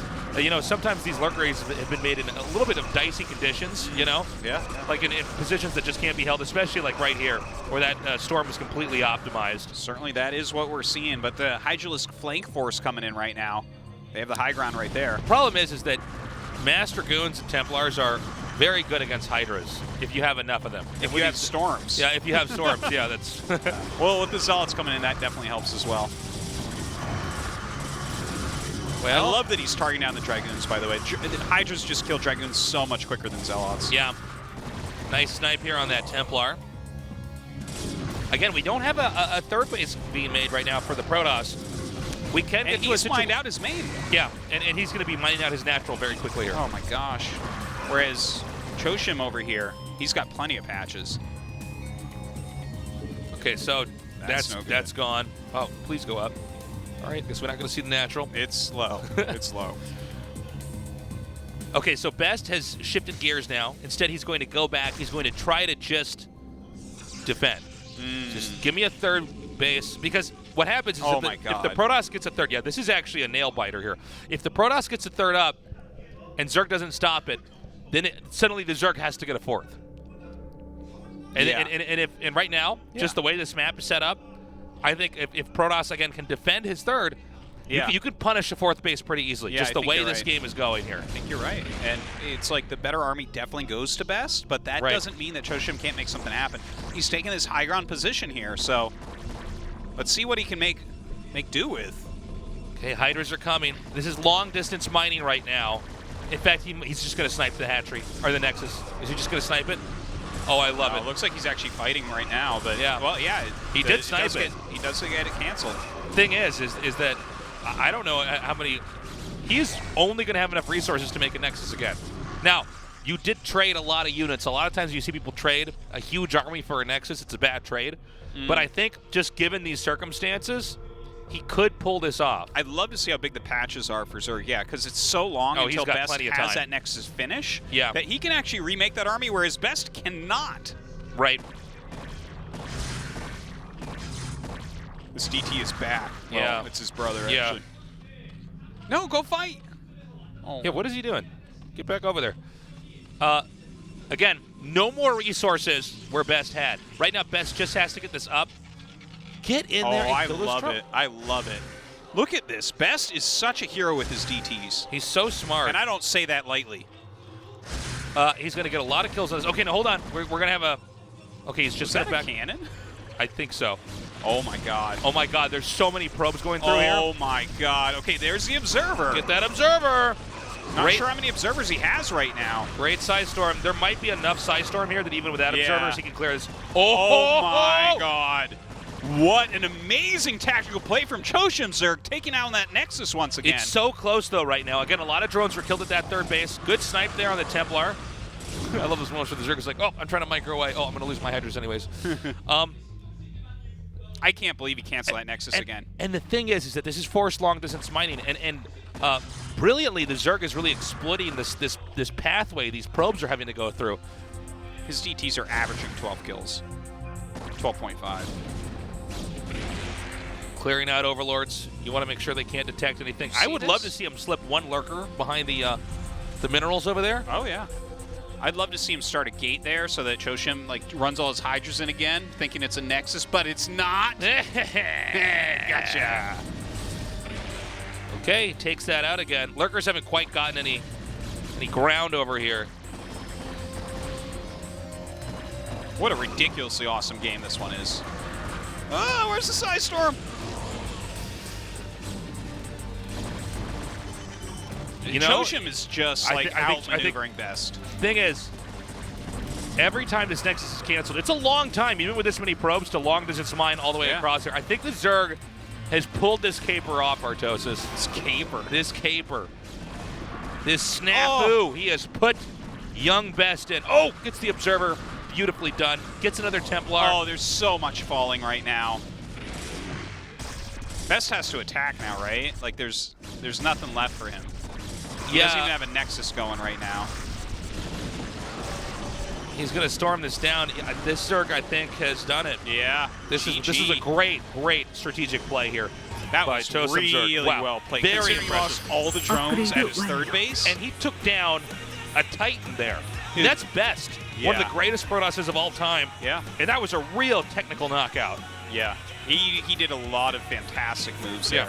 There were some really good and strong Observer pickoffs. Yeah. And I would say that the giant Lurker attack into canceling the Nexus while losing the Lurkers. Yeah. What an amazing play that was. He was really in tune with how Best had no money. It was so cool to see. We're going to go to an interview now. See how Choshim Zerg is feeling. He is the first player in Group E to advance in today's ASL. Yeah, amazing to see. What a great game. Great game. I really enjoyed that. That's some classic good StarCraft for you, you know. ASL 시즌 9 24강 2조 경기 함께하고 계십니다. 오늘의 첫 번째 16강 진출자 박상현 선수 만나보겠습니다. And it was Choshim Zerg. Congratulations. 와, 오늘 정말 박상현 선수의 경기력 놀랍습니다. 자, 우승을 목표로 하는 선수답게 24강에서도 가뿐하게 16강 1등으로 진출하셨는데요. 일단 좀 소감을 들어볼게요. It was really cool to see you say you want to be a champion and then succeed so like you did today. How do you feel? When he killed a lot of drones, it was I was so panicked. 사실 그 다크 한 So I'm so 마리가 relieved to come out with a win after that. 12마리의 일꾼을 잡았을 때까지만 해도 승기가 많이 도재욱 선수 쪽으로 기울었다는 느낌을 that DT 받았거든요. actually 근데 got I think 계속해서 12 or 도재욱 13 선수의 kills. 자원줄을 끊어내면서 And we were 뭔가 all 좀 confident that 해답을 Best would 찾으려고 have the 하는 것 upper hand throughout 같았어요. that 그래도 game. 희망의 끈을 좀 놓지 But 않았던 what 것 was 같은데 incredible was that 상대가 Nexus 추가 snipe you had, 자원만 채취하지 and then you were able 못한다면 to 충분히 dry 가능성이 him 있다고 up 좀 보셨나요? resource-wise. 솔직히 싸운 거는 What was the moment where you 조이기가 realized you still have a chance to win? 없었거든요. 조이기가 뚫리면 진다고 생각했는데 근데 그래도 마지막까지 그래도 3멀티 안 So 주는 after he 게 있다고 killed a lot of 생각하고 workers, 히드라 계속 돌렸는데 I thought I don't really have a lot of options. 도재욱 선수가 So I thought if I 나중에 can just try to win with 후반에도 counterattacking, 이제 maybe I can 닭 take 한 the game 마리로 that 좀 way. 빈틈을 공략했어요. 6시 쪽에. 네네. 그럼에도 12시 쪽에 Yes, and even later, 확장을 성공시키지 못한다면 충분히 승산이 he even sent your 있다라고 DT 판단하시는 again at your third base and killed off more workers. 안 주고 그래도 조이기를 약간 뚫면서 토스도 병력 손해를 많이 봐가지고 What was your mindset with that? 기회는 있다고 생각했어요. Basically, I thought if I could just deny the Nexus, I might be able to drag this game out 긴장은 and 전혀 just 안 win that 하셨던 way. 것 같아요. 네, 긴장은 안 했는데 Seems like you weren't that nervous today, by the way. 부끄러웠거든요. Yeah, not as nervous as I thought I'd be. 많이 욕 먹겠구나 생각했는데 그래도 이겨가지고 그래도 기쁘네요. 쉽지 않은 but I was definitely 경기를 embarrassed today when I lost all my 역전을 workers to 통해서 that 승리를 DT. 거뒀기 때문에 많은 분들이 박상현 선수의 경기력에 더 So even though it wasn't an easy series, our players 자, 이제 advanced. 16강입니다. I'm sure a lot of people are very impressed by your performance today. Yeah, anyways, you're into the round of 16 now, 박상현 선수 and you also have a chance to face off against Flash. 원하는 대진이 있다면 좀 어떤가요?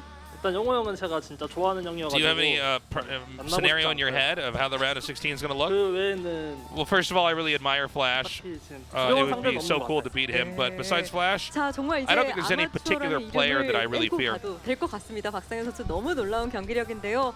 많은 분들이 놀라고 계실 것 같습니다. 팬들에게도 한마디 부탁드립니다. Well, I have to say, I don't think an amateur is a good nickname for you anymore. Any words to your fans? 사실 ASL을 웃기려고 본다기보다는 수준 높은 경기 Honestly, 보려고 본다고 생각해요. 그래서 저는 I think ASL. 웃길 자신 없고 좀 수준 I 높은 think everybody's so 경기력 skilled in this tournament. 네. 열심히 하겠습니다. 정말 팬들이 큰 박수를 보내주셨을 I'm 것 really 같습니다. confident that I can show some great 다시 한번 high 진출 performance 축하드립니다. for you guys. So please keep watching 자, for 이렇게 me, 해서 오늘의 keep 첫 cheering 번째 for me. 16강 진출자 박상현 선수와 함께했습니다. All right, that does it for our interview, guys. Really cool game. Yeah, that was fantastic. Coming up next, guys, we're going to eliminate one of these two players, Danshin, and we'll be back in just a few minutes.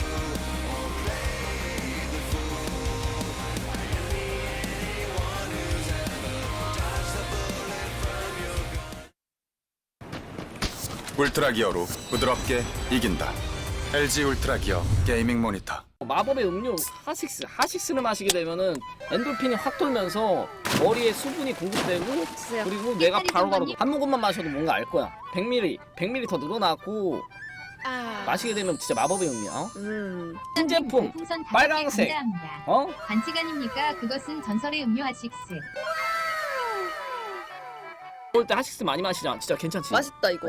파랑색, 빨강색 맛 여러분들 많이들 진짜 마셔주시고 진짜로 거짓말 안 치고 맛있습니다.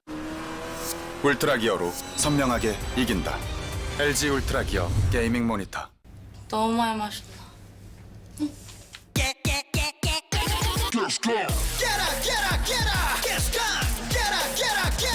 청정제주 숙취비법과 탄산의 만남. 숙취엔 가스강. 울트라 기어로 선명하게 이긴다. LG 울트라 기어 게이밍 모니터.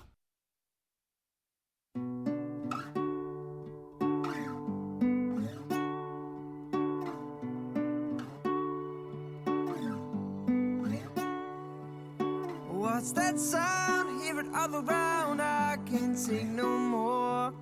I thought I found a feeling underground. It shook me to my core. I've been hiding for so long. Got a fear it could go wrong. About that time to turn and face my fear. I go to the mountains. I go to the mountains in my soul. Looking for an angel, but these demons take control. And they say,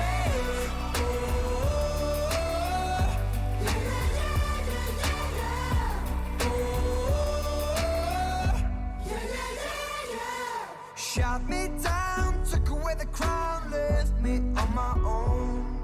So here and now, singing out loud, taking back my throne. I've been hiding for so long, got a fear it could go wrong. About that time, turn to face my fear. I go to the mountains, I go to the mountains in my soul. Looking for an angel, but these demons take control. ASL 시즌 9 Refresher. Welcome back, guys. We've got a great ZDT coming up here. It will again be on the map Escalade. We're going to eliminate one of these two players. You think Sari takes the Sartosis? I'm not 100% sure. I think that Killer's underrated. I think Sari is a bit better, in my opinion. Okay. But I have a bit of a crush on his Terran right now. I know. But Killer's strongman. The last time he was in ASL, he actually almost beat Flash. He came closer than basically everyone else. And Flash had the star sense to know exactly where the Guardians were morphing. A place he just hadn't looked at. He's like, the Guardians are over here, and he went and killed them before they finished. Yeah. It was like, oh, okay. That's Flash for you. But Sari has like a really huge range in TBZ. He does absolutely everything from mech to 1-1-1. I've heard that he has a ridiculous Goliath into bio build. Oh, really? I haven't seen it. I've heard about it. I don't know. Let's see what he does. ASL 시즌 9 게임 준비 완료. Ready to go for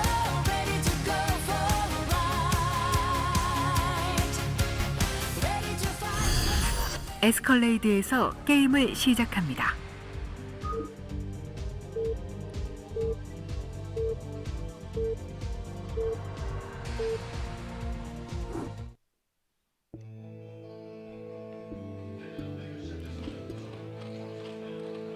Okay, so we have both players sharing the top of the map this time around. Terran in the upper right and Zerg in the upper left. Yeah, I think that this is, positionally speaking, pretty decent for Sari. I think cross spawns you really don't like as much as Terran here because the rush distance to their main is so long.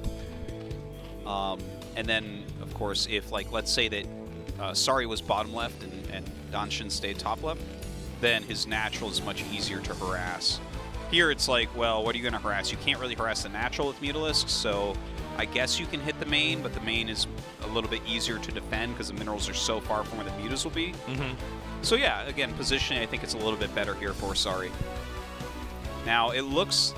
Let's see if he's just going to do a full wall, or he's going to do an 8 racks. Okay, it's going to be a wall. That's another kind of nice thing. This spot gives you a ling-tight wall. So you can do things like command center first here very, very easily. You can obviously just kind of expand and have like one Marine and hold on for 100 years.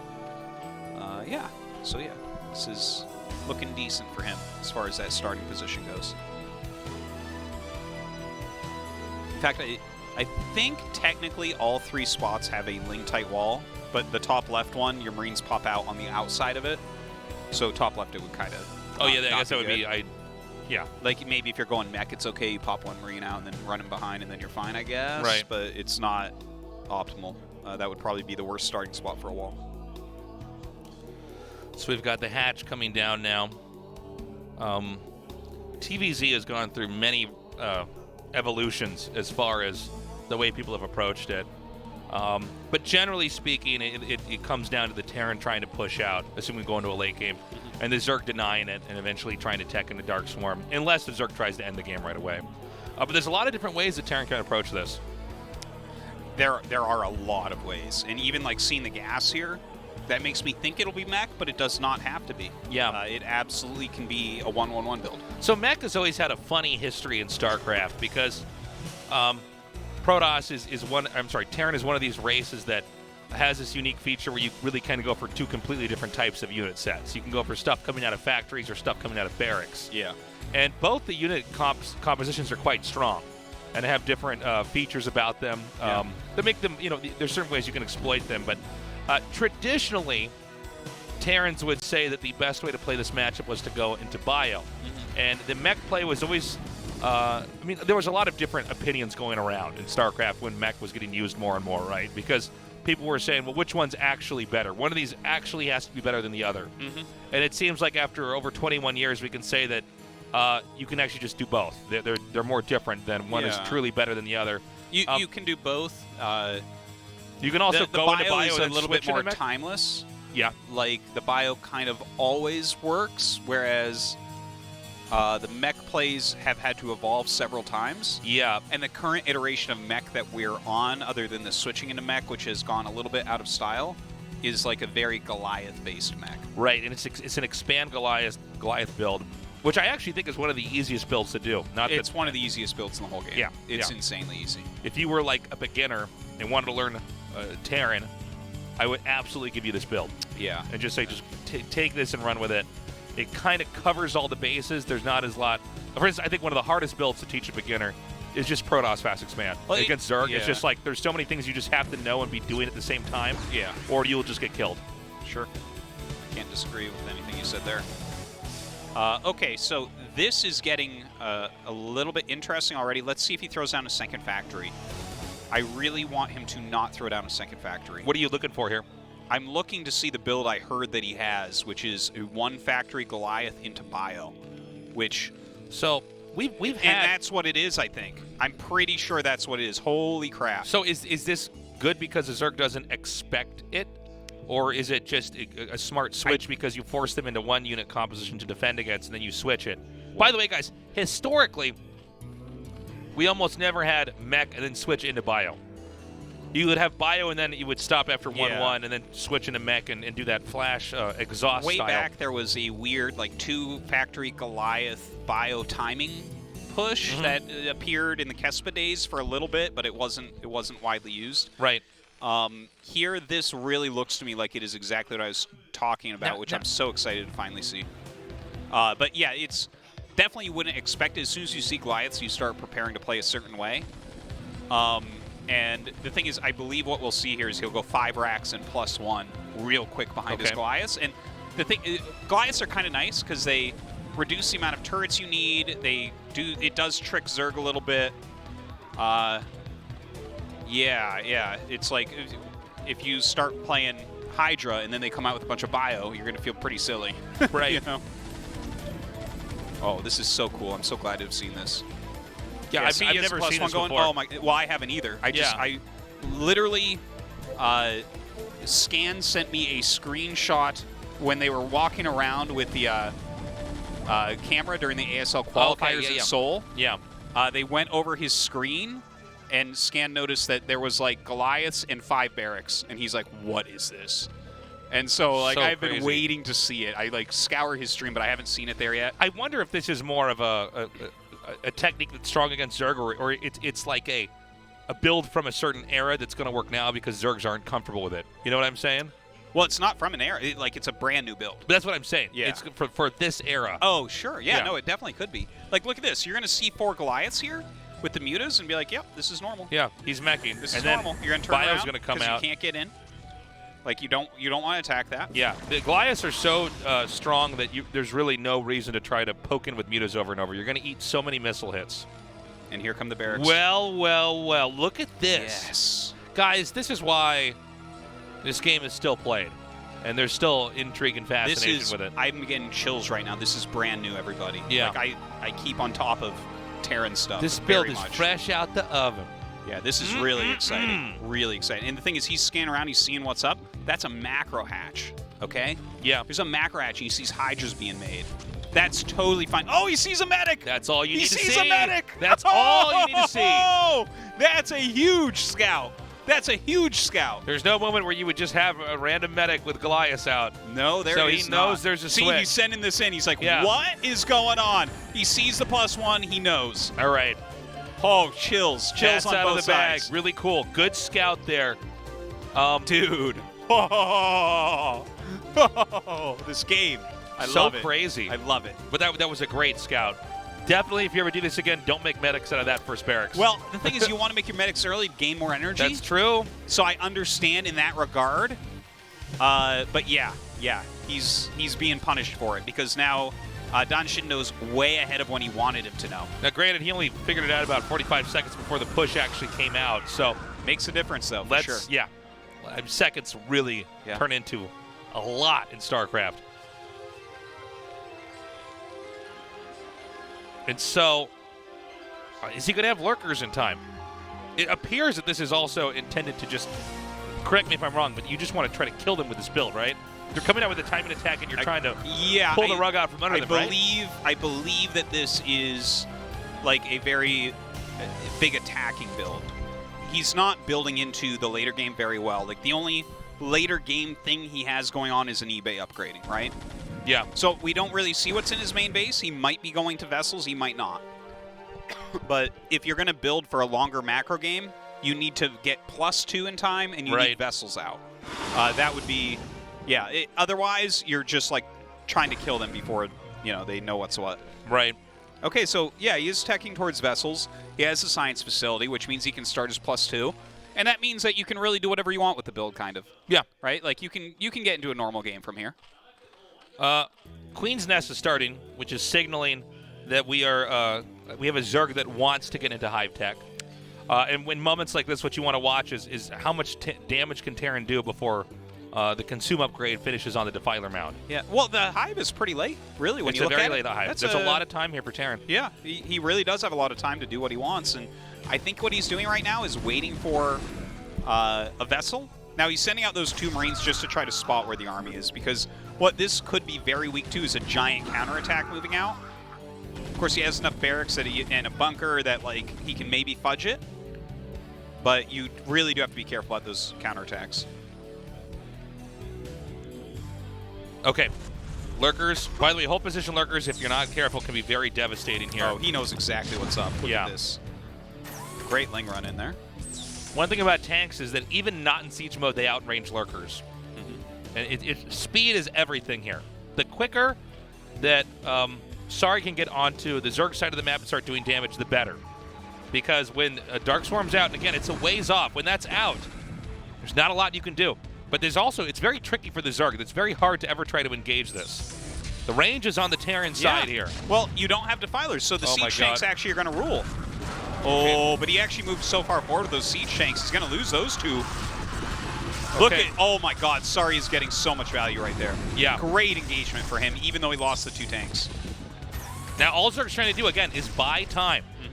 Get more lurkers, sandbag the progress of the Terran's push as much as you possibly can. Yeah, that is very tough, though. Like, his defilers with Consume are still a ways off. Yeah. Yeah, a dropship, very interesting.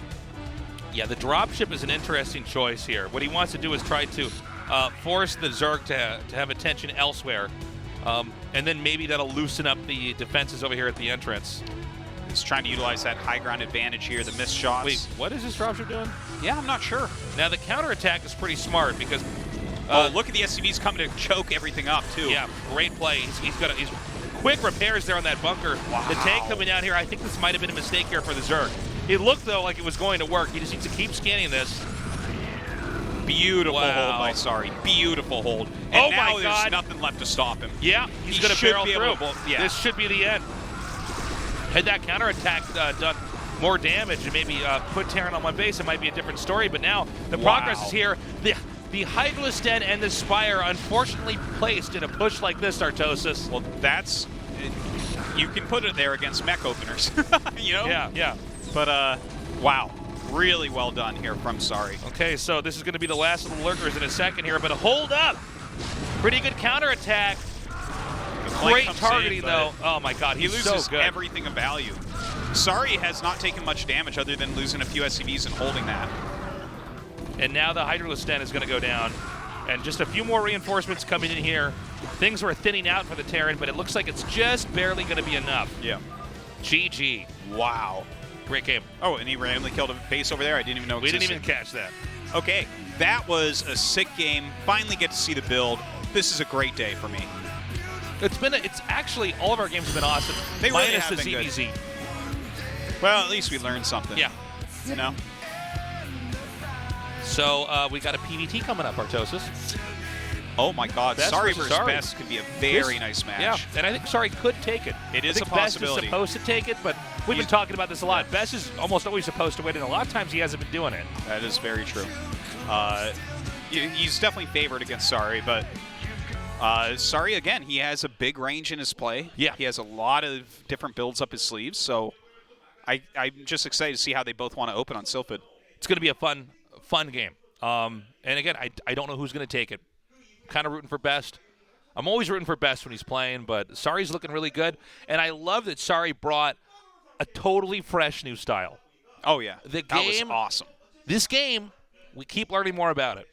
Yeah. There's so much depth to it. It's why it's still played today. You know, Sari, like, I would say he's probably a top 10 Terran in the world. Mm-hmm. Bam. Brings something I've never seen. Yeah. I mean, I'm sure maybe there's someone out there on Team Liquid most likely who's like, well, what you did not see. I can't believe you didn't know. Flash did this once 3 weeks ago. Yeah. I'm like, okay, that's cool. But seriously, this was cool. This was fresh. Yeah. This was new. And I feel like the ladder could be different for Zerg players tomorrow. Watch out, Zergs. We got one more game. We're going to go to a quick commercial. We'll be right back.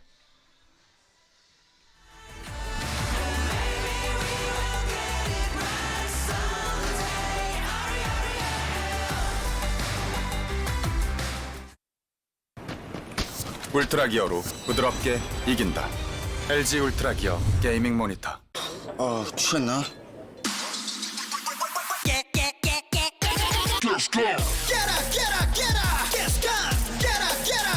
청정제주 숙취비법과 탄산의 만남. 숙취엔 가스강. 아벨은 까서 먹으라고 했는데 우리 아빠는 맨날 까먹어요.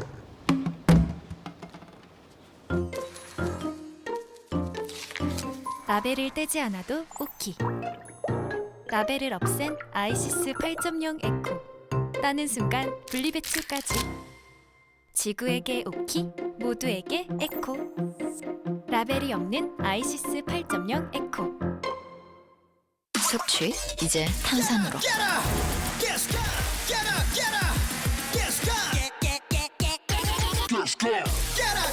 청정제주 숙취 비법과 탄산의 만남. 숙취엔 가스가. 울트라 기어로 선명하게 이긴다. LG 울트라 기어 게이밍 모니터.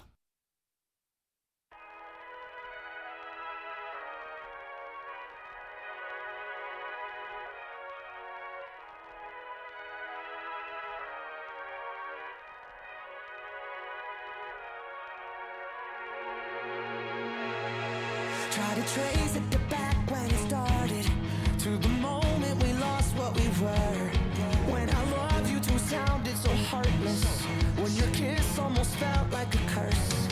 Now your phone's going off in the dead of the night, so defensive when I ask why. I've seen every red flag that you planted as you bury our love in a lie. I'm confidently insecure about us now.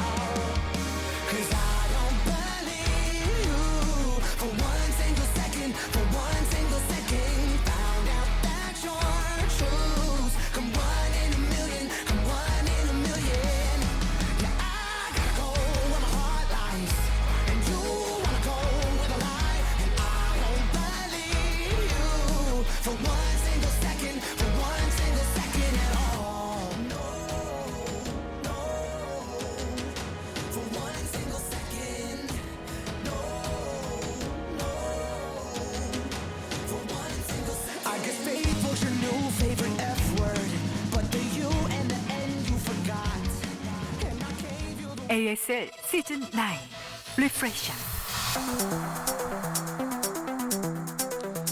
Welcome back. It comes down to this: Best versus Sorry. Sorry, by the way, I mean bringing a completely new TVZ style. Yeah, we've got another one. That was so cool. And the thing is, the game has leveled up again. Yeah, I would be surprised if that becomes a mainstay. I bet you there's a counter to it.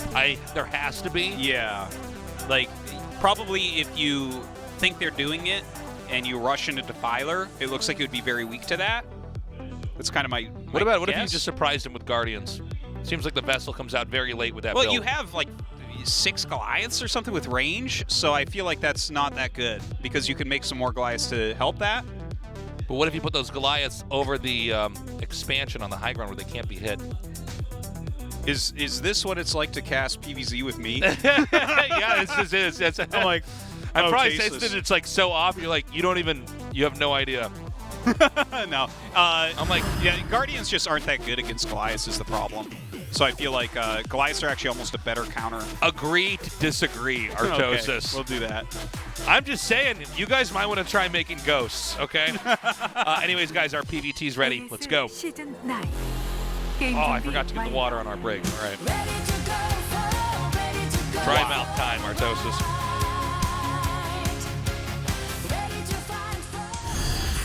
네오실 PD에서 게임을 시작합니다.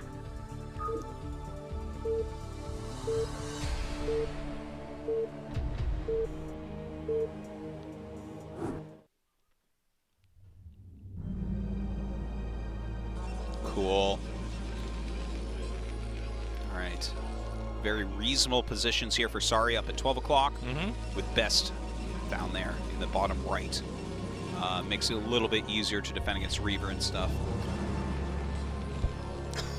So, I wonder, I want to see, are we going to have a quick Nexus coming out here? Is Terran going to try to do a super quick command center? Yeah, This is also, I love this map, this matchup on this map. It makes for some great games. Yeah, it makes some really good I think this is the best modern StarCraft map that's out right now. I would agree with that. I would definitely agree with that. Out of all the new maps, this one's really fantastic. Yeah. I felt like Overwatch was a really good map too. Yep. Even though I personally have like a 0% win rate on it, I'm like, oh, I can tell it's a good map, you know? Right. And this one definitely. And this one's still being figured out. There's been a huge shift, for instance. He might be going gasless expand. A lot of people put their depot there for gasless. But, okay, so there's been a shift in TVP on this map. Okay. There used to be a question, do you take the mineral base or the pocket gas? Everyone takes pocket gas now, all the pros. Right, right. Because... You mean that one that's on, like, semi-high ground? Yeah, it's not real high ground, but it looks like high ground. Yeah. Everyone takes that now. And it seems to be the case because Protosses have gotten so good at attacking on this map that you have to, like, really turtle a bit more heavily. Right. That's my take on it, at least. Okay, so, no, he is going to go ahead and take a gas here, which I'm not too surprised about because I think going gasless against someone like Best, his range of what he can do against that, like, he could do the proxy robo. He could do, you know, something silly and knock you out, like have Zealots run in right away. So, probes now come in here. Yeah, there's a lot of exploits that Protoss have early on. There's just so many tricks they can do because, you know, first of all, mech units are very strong, but it takes Terran a little while to get a number of mech units. Whereas the Dragoons and the Zealots, they come out right away, and they are the natural defense against the mech units. So we see a lot of different types of very specific attacks that the Protoss will try to do. Sometimes they'll just ignore the Terran entirely and go into a macro game. Similar to the problem of PVZ, where the Protoss has to try to figure out, am I being all-in, or is this guy going to try to macro against me? Because all of these different play styles require radically different approaches in order to beat them. Yeah. There's not a real easy cover-all for everything. This is one of the reasons why Flash looks so ridiculously good, is everything that Protoss does just bounces off of him. Yeah, it's very, very true. Whereas, you know, even the second or third best Terran in the world, a lot of times Protosses will pull something off early on. So in this case, it's going to be Zealot pressure. This is pretty common on this map as well, as you come in there and try to force them back. Gets a hit off. That's really nice. All right, good micros so far on both sides. A little bit better for Best, I would say. Really good control here. That was really nice. Beautiful move with the probe. He actually stalled out the Marine. Now, you see that little area between the depot and the barracks. Marines can fit through that, whereas the Zealot cannot. And that's why you always see those buildings put like that, is the much weaker Marine can at least escape through there and then fire back at the Zealot. But this was literally as good as humanly possible as far as control went for Best. He did not lose the Zealot. He killed off a Marine there, and he slowed down the overall progress at claiming this natural expansion outside of the main base of Sari. This was very nicely done. Definitely slowed Sari down a little bit. And leaves the probe there, sees that a Vulture's out on the map, which is really, really helpful. You want to know that. Very cool. So as far as the openers go, I mean, it seems completely fine on both sides, with maybe Best having slightly better. Just slightly. We're waiting to see when the Robo Bay is going to be thrown down here, but it looks like the way this game has gone, nobody's going to be able to do much more damage to the other side. Things are really calming down here. Once the bunker is up, it becomes kind of silly to try to get too much more done. Right. You know? Oh, he's actually going to poke with the Vulture. Okay. Turns around immediately. Best does not chase. Yeah, look at that second Vulture coming out. Academy on the way. A lot of times, Terrans will try to delay siege mode as much as possible. Try to get other factories up and everything else. Well, it's like a essential part of the Terran play because siege mode's so expensive and makes you so immobile. It's kind of like, how late can you push it to? Right. I have games occasionally where I'm taking my third and then I look, I'm like, oh, I forgot to get siege mode at this point. Like, you definitely got to get it. I've had that with Zealot legs upgrades occasionally, where I think I'm going to get all in with Hydras, and I've gotten like everything, like my Robo Bay is going down. I'm like, how did I? Oh. Yeah, how do I miss the most important thing in the game? The thing that lets my army move out at all. Yeah.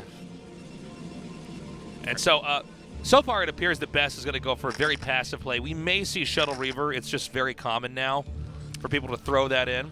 He went for a 3-gate, so no, it will not be. No, I stand corrected. Yeah. Well, I think he I would wants like to go into a macro apologize play. to my fans. I would like to retract my statement of going Reaver, possibly. Oh, this is kind of interesting. Sorry. Okay. Oh, okay. This is... Okay, so he went Mines into Academy, into Second Factory, and Engineering Bay. I sometimes see light play like this. kind of cool to see him mix it up like that. Like, no armory at this point, right? That's late. Isn't that interesting? Yeah. Like, you're just going to use turrets. You're not going to try to go for Goliaths. It doesn't build you into the later game as quickly, but it's going to allow him to have a few more units. So he's now going to move out on the map here with these Dragoons, try to take out some of these mines. It's important you try to clear this out because it's almost like Zerg creep in StarCraft 2, where like the mines just give you more vision. You know, not having the mines there, suddenly you have no idea what the movement patterns are like for the Protoss. He needs to kill that mine. That is a terrible mine right there. Okay, so Best poking up, the Observer seeing what it sees. Okay, and I think Terran is flirting with the idea of moving out here. It looks like he's actually going to build on his third. Yeah, that makes sense. How does I was like, damage that? You definitely can't attack with this build that Sari has done. Yeah, there's no way to get over there and just do direct damage. And so Protoss is going to take the mineral only. Sorry, what is he making? Is that... Now, when you see the Stargate made there, you're oftentimes suspicious. It seems like it's intended to miss a scan, but it's going to be Arbiter tech here. Yeah, it's pretty darn rare to see carriers here. I can't even remember the last time I saw carriers on this map. Yeah, if you were to go carriers on this map, it would be because you're trying to just catch them off guard. And they just weren't ready, and then you just kill them. So the Observer sees the third is about to finish up here. And you can see how turtled he is there already. Really being careful, doesn't want to get busted anywhere. Note the very interesting game from Sari. I feel like he's not taking any risks at all. Well, I think it's a smart way to approach this is, you know, if you have a best of one to decide who moves on. I understand that in a way, but wouldn't you consider Best to just be a stronger player? Yeah. Like, especially in this matchup? So yeah, well, I mean, his macro is really good. He's got very clean, a very clean understanding of like, what he can get away with as a Protoss player, but I think what this shows us is that Sari thinks he's actually better. Maybe. He actually thinks he's got this down. Sometimes you really don't want to regret, too, right? Where it's like, if you go for like the Goliath and quick +1 and stuff, you're going to be a little bit lighter on units. It's going to be a little bit harder to hold everything. I mean, I know I've had this in tournaments. I'm sure you have as well, where you do maybe not what your best strategy was, but you thought you could get a quick win off somebody, and then it didn't work, and you're like, why did I do that? That's pure regret. Yeah, I've done that. Where I think I should have just done what I knew worked. I don't know why I overthought this. Sure. And, yeah, I mean, it seems like in this case, this is the game that Sari wanted to play, at least against Best. The Best is about to take his fourth base over here at the bottom left. Yeah, this is shaping up just to be a very large macro game at the moment. Sari isn't going to have like a 2-1 timing per se. His +1 is like a little bit slow comparatively. I feel like what we're going to see from Sari is he's going to go into 4 bases before really moving out, I think. And you base out off of the timing to the armory here? Yeah, it kind of like if you were trying to hit very quickly on 3 bases, you generally want to line up your plus attack upgrade. Oh, how funny. I didn't realize you had 2 DTs in there. I was wondering what the deal was with the shuttle. I guess because there's no real Goliaths out, it's like, oh, excuse me, I stand corrected. There's 1 Goliath out. I was going to say, if you don't have any anti-air at all, you kill the turret. It's like, well, you could just do a lot of damage over here. This has actually become really fashionable lately, is to just, when you're going for your Arbiters, get a DT or 2 in shuttles. And Best does it, like, all the time. Well, it makes sense. I mean, anytime you can make a Terran spend a scan. Sure. And they always do something like that, right? Like, you get a turret, get out of there. Right. The DTs are going to be useful. Drop it on an expansion, you know, Terran wants to take at some point. Yeah, yeah. An expansion that would otherwise be inaccessible for you to 9 because there's so many mines out, and it's... You know, it's such a high risk. In this case, you could just get over there. And look, I mean, there's times where you stasis the vessel, and even if they have 1 more scan, they don't get it in time. You know what I mean? Your Zealots Dragoons are already there. Sure.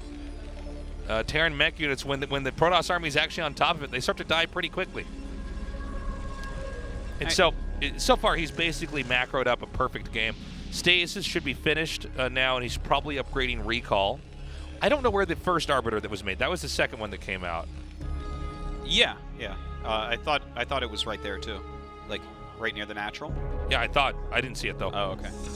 Or maybe it was there and I just missed it. But by the way, the 5th base is coming down. I'm sorry, the 5th base. Excuse me. Yeah, nothing really out of the ordinary from either side, to be honest. And again, let's force out one more scan. I mean, you know, the Army has to scan and figure out where the Protoss Army is. He has to just make him use that as much as possible. I'm getting excited. We are coming to a head right now. Because with that 5th base coming out, we're going to see Best continue to add gates, really kind of macro up. He's going to have Recall at his disposal and Stasis at his disposal. And if I know Best, he's going to get into Psystorm very quickly here. And then as far as Sari goes, he has to make his decision now, right? Like, he's still pretty close in supply, but... You know, like, are you gonna just try to take the entire right side of the map? I feel like if we're watching last, that's what he's going to do. Yeah. Are you gonna try to hit a timing attack here? You can see he's starting to fend against the recall. Yeah, there's that 4th base. So it makes sense. It works better with these slower armories. It feels like he's trying to make himself like he's trying to play like a perfect Terran game in a lot of ways. Yeah. Where, like, if you try to play, like, let's say Flash's, like, 2-1 style, it's so hard to pull off against someone like Best. But here he's like, well, I can guarantee maxed out 2-1-4 base, right? Yeah. Like, no one in the world is going to bust Sari this game so far. The armories are in the main, right? They're in the natural. They're in the natural, okay. Yeah. I think that's actually, in this case, that's the best spot to put it, because sometimes you just recall somewhere and be like, oh my god, his armories are right here. Happens to me, like... And now I'm going to kill them, and I'm going to win this game. About 8 times a day I lose my armories to recalls. So, yes, definitely. All right, so Best starting to move up, but, again, this is a very turtle position. I don't think he can do anything here. I'm actually a little bit surprised he's attacking in here. Yeah, he's looking for a juicy stasis, and he gets a good one, but I don't think that's good enough. I don't think you break this at all. It's hard to get most of your army over to this spot here. Yeah, as long as he keeps sending his vultures down to protect these siege tanks from the few zealots left over. Oh, maybe he just barely breaks it. Yeah, Stasis good spell. This is one of the things where, like, in my games, this never happens. Like, I try this exact thing, and it just doesn't work, and He's going to get the 4th CC. That's a heartbreaker. Yeah. That is a that is breaker. Basically, oh, get it. Oh, he actually might be able to save it now. Yeah, I guess so. That was strange. Send your arms to attack. The Dragoons hiccuped that a little bit there. Well, if he moved the goons up, I think he might end up losing all those goons there. It's a possibility. Sure. But I think he could have picked it off if he really tried. That felt like it to me, at least. So pretty impressive play there by Best. He actually got in there and decimated that base. And he's about to max out again here. It's really... Best has to be very careful to make sure he keeps control of this location over here in the center left. Protoss, if they're going to win, they have to get that base on this map. Oh, yeah, definitely. It becomes one that's pretty hard to break overall. But Sari trying to get something done here. Flies over the cannons with a dropship. Got to be careful with that. Yeah.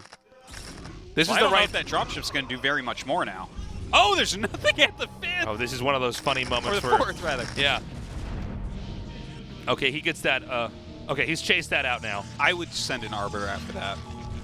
It's actually not a bad idea. Just get rid of that thing. I think it's actually completely Make it no longer a factor in this game. We haven't seen a recall just yet. I think there are 3 Arbiters in this game, though. Oh, I think there's 4. Are there 4? Okay. And he's good. Like, Sari has defended pretty well against the recall, but I think you might wait for a little bit bigger bank, right? Okay, EMP on the first Arbiter. That was a great EMP. But there should be more Arbiters somewhere here. By the way, I love the fact that we can zoom out now and remastered, so you can really see these fights. Numbers 2 and 3 coming up. Okay, we should have one more stasis somewhere. There it is. It should be on that one Arbiter, but I guess he just has enough. And, you know, once you start to get the lead as the Protoss and you kill that base, usually what you're doing is just killing the same base over and over and soaking up every resource on the map. And, I mean, the Terran's 3rd base is about to mine out. Also, it doesn't look like with the tank number that's out, there's any other base that's even easy to take. So well, if you can't take that base, you have no chance of winning the game. Because if you can't even defend your 4th, how the hell are you going to do anything else this game? Right. And so he's itching to come in here and try to take a fight. We're going to see another... Oh, my God. You know, these... He is just too clumped with some of these tanks. This is the Protoss's dream, is to just have 5 siege tanks in siege mode and you just dive on it. Yeah. He's having a hard time here. Oh, my God. The High Templar's coming in now. You know, it's funny. This was a very whoops, excuse me, knocked my headset off for a second. This is a very textbook PvT. Yes, you know, very, this is very like much. if you're trying to show a Protoss player how to beat Terran players, this is a really good game. Nothing really fancy. He macroed up. He had a very good read. Best mechanics are very, very crisp. It's why he's so good in these positions. And even that fourth base, he looked at that, identified the setup, and said, I could probably come in here and break this. Yeah, the stasis on 4 or 5 tanks really did a lot for him, and we didn't see Sari reinforce the position with the rest of his units. It's a little bit tough, too, because he laid so many mines in here. Right. That it can get really bad at that point. By the way, double forges for the Protoss, so this is a pretty beefy army. Yeah. That's Best for you. I guess he gets these goons now, but Best is fielding plenty of units at home. So he's going to fly back now. Yeah, I guess the only thing I can say is that Best doesn't have a huge bank yet, but he's going to pretty soon. So I'm definitely very worried for Sari. If his command center had landed and not been, you know, knocked out immediately, then I would say that this is a good game. But it feels like right now that Sari is going to max like one time. There's going to be a lot of Psy Storms involved, and Best is going to be able to overrun. I think you're right. Right? I think so.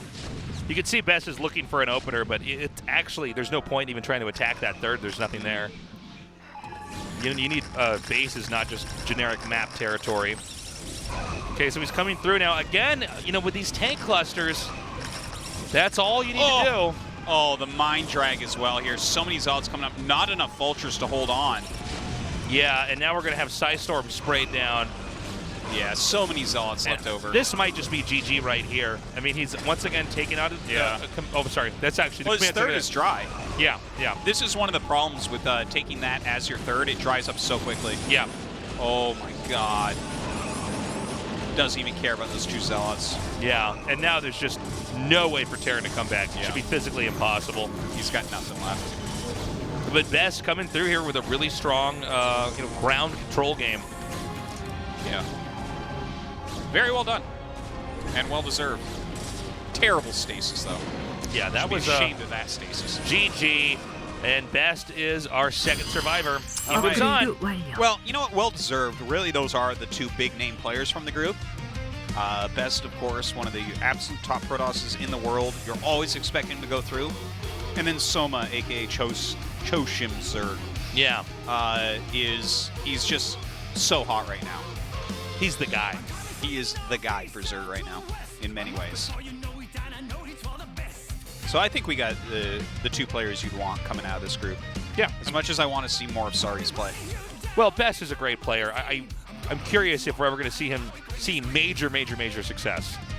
For Best? Yeah. I mean, he's always been good. He's always been around, but I feel like... He doesn't have a championship. That's so messed up. It's so messed up. He should have at some point in time. Dude, yeah. Casey has a championship, and Best doesn't. Is that a fair world that we live in? No. It's not. It's wrong.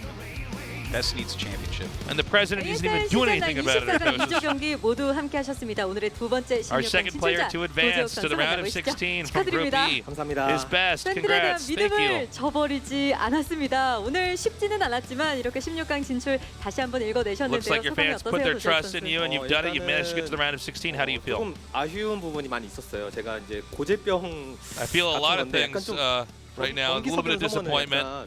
화면이 까만 것처럼 Whenever I sit in the booth. 약간 좀 심리적인 문제 같은데 짭제랑 상현이랑 할 때도 원래는 I don't know why I feel like the monitor is a little bit darker or something. 유리하다 생각했더니 갑자기 그도 나온 거예요. And the match against Chosim Zerg. I actually thought I had the upper hand in that game, but 도재욱 선수처럼 정말 베테랑 선수임에도 불구하고 경기 중간에 이렇게 좀 긴장을 많이 하시는 것 같은데 아무래도 그만큼 좀 오늘 전체적으로 선수들의 경기력이 굉장히 좋았던 것 같습니다. 특히 김지성 선수의 첫 번째 경기에서 승리를 거두셨지만 김지성 선수가 워낙 빠른 타이밍에 좀 견제를 와서 많이 좀 당황을 하셨을 것 같아요. 지성이가 그런 걸 할 줄 몰랐어요. 저는 맨 I thought he put up a good fight against you. What did you think? 탱크를 뽑아가지고 러시아 온 줄 알았는데 Yeah, I wasn't expecting that. 좀 I 당황하긴 didn't know he was going to 했는데 play a game like that today. 운 좋게도 이제 그 내시 쪽 앞마당 쪽 멀티에서 벌처에 He 잘 pushed into my 막아가지고 base 이겼던 것 with the 같아요. tanks for a little 워낙 bit. 김지성 선수가 날카로운 타이밍 좀 But I 견제를 defended 해서 his vultures. 그런지 마지막 최종전 김지성 선수의 I thought it went 경기에서는 well. 정말 안정적으로 좀 초반을 도모하시는 모습을 봤어요. 좀 생각을 해두고 경기에 임하셨나요? 네, 약간 그 So the 지성이가 last game you played against Sari, it seemed like it was a pretty safe game. 약간 안정적으로 했는데 오히려 더 부유하게 Yeah, I 게임을 kind of thought 하더라고요. that Sari was going to play aggressive play.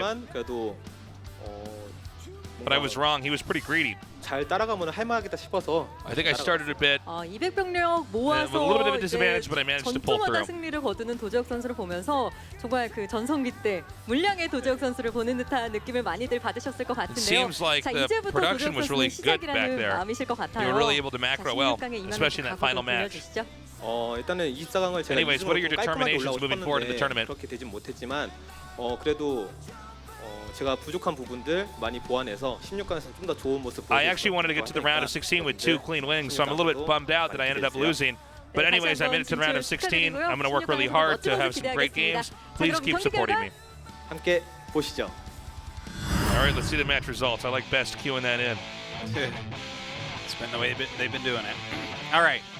So Choshim Zerg, aka Soma, advances in first place, Best in second. I think that Sari gave us some great games tonight. The 2 games he lost to Best, I think he still played quite well in, and Stevie Z was great. So here's our round of 16 so far. So we've got 4 Terrans, 6 Protosses, and 4 Zergs. But our Toses, are we still got some round of 24 alphabet letters left, right? One more. One Indeed. more? 2 days from today. We are going to You don't say. Yeah, we're going to finish this round up. But that's on Tuesday at 7 p.m. KST. Tuesdays. So we've almost got the round of 16 set up as we get closer and closer to crowning the current best StarCraft Brood War player in the world. And there's so many good players in this lineup. And, you know, especially with Chosim Zerg here and Brain, some of these newer players, it's going to be really interesting to see how they play. Yeah, absolutely. We've got top-tier players right now, like, hold on. Here is our Group F.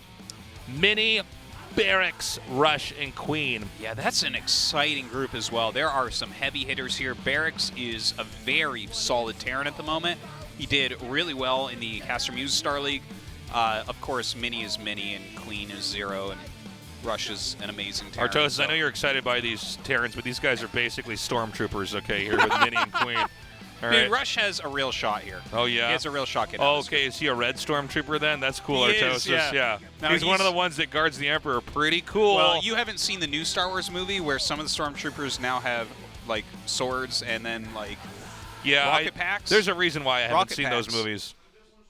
You need to see the new one, Tasteless. It's Should I watch it just so we would have good jokes? It's this will art, happen Tasteless. It's occasionally true where Artosis will tell me I just have to watch a movie that he knows I'm going to hate. Yeah. Because he wants to hear me talk about it. Well, I want to hear you be in pain like me. Yeah. I'm just like, I haven't seen any. everything I love has been destroyed. I haven't been to the theater in a while. I guess I saw Joker, and yeah, that's I still about haven't it. seen that one. You haven't seen Joker yet? I don't go to the movies, man. Very rarely. You The only gotta time see I go to Joker. the movies is when I bring my daughter. Yeah, you can't bring your daughter to Joker. I don't think that would. I don't think so. Yeah. Yeah, We'll not a skip kids that one. movie. Skip that. one. But yeah, I think Mini and Queen advance, or maybe one of Artosis' stormtroopers. You know, maybe I get to see Artosis Terran players like firing their lasers and just always missing. You know, Queen's like this. He's like, oh, he drops his lightsaber, lasers going 10 feet above his head, picks it up. Rush is really good, but the thing is, I think that they both lose the first map, and then they're both in a loser map. Yeah. Like, that's just because the And here's first the map thing. is so hard. White Stormtrooper versus Red Stormtrooper. We think we know that the Red Stormtrooper wins that. He's supposed to. Only to But then get Barracks is taken very out good TVT. by one of our Jedi Protosses or Zergs. Okay? That might happen. But Neo Silph Artosis, you and your crash dummy Terrans are not going to make it through this group, okay? That is true. Yeah. That is true. ASL is a Terran graveyard. Yeah. It's true. And these guys they're going right into the graves with them. Yeah. So what you're saying is going to be 7 Protoss, 5 Zerg, yes, and 4 Terrans, 2 of which were seeded in. The way that God intended it to be. Yeah. Yeah. That sounds about right. Yep. Sounds like there's order in the universe. But I don't know. Maybe a Stormtrooper will beat a Jedi. I mean, I don't know. Yeah. You know. I want it so badly. I want one more Terran to make it through. I want both my Terrans to make it through, Yeah. actually. I'd love to see Barracks make it the next round. Yeah, but I am in tune with reality right now, and That's it's true. not going to happen. You're on a higher They're going to plane than I die, or I don't know. Maybe that would be a great twist in Star Wars. Like, oh no, Luke Skywalker got shot by a stormtrooper. Yeah, finally. He's like, oh, what? The stormtrooper's like, I'm going to get a medal for this. This is crazy. I think it's time to close out ASL. Guys, thank you for joining us. We will be back on Tuesday, 7 p.m. KST for the final day of the round of 24 ASL. We'll see you guys there. We love you. Have a good morning, afternoon, or night, wherever you are, and stay away from coronavirus. Bye-bye. You are the Antichrist.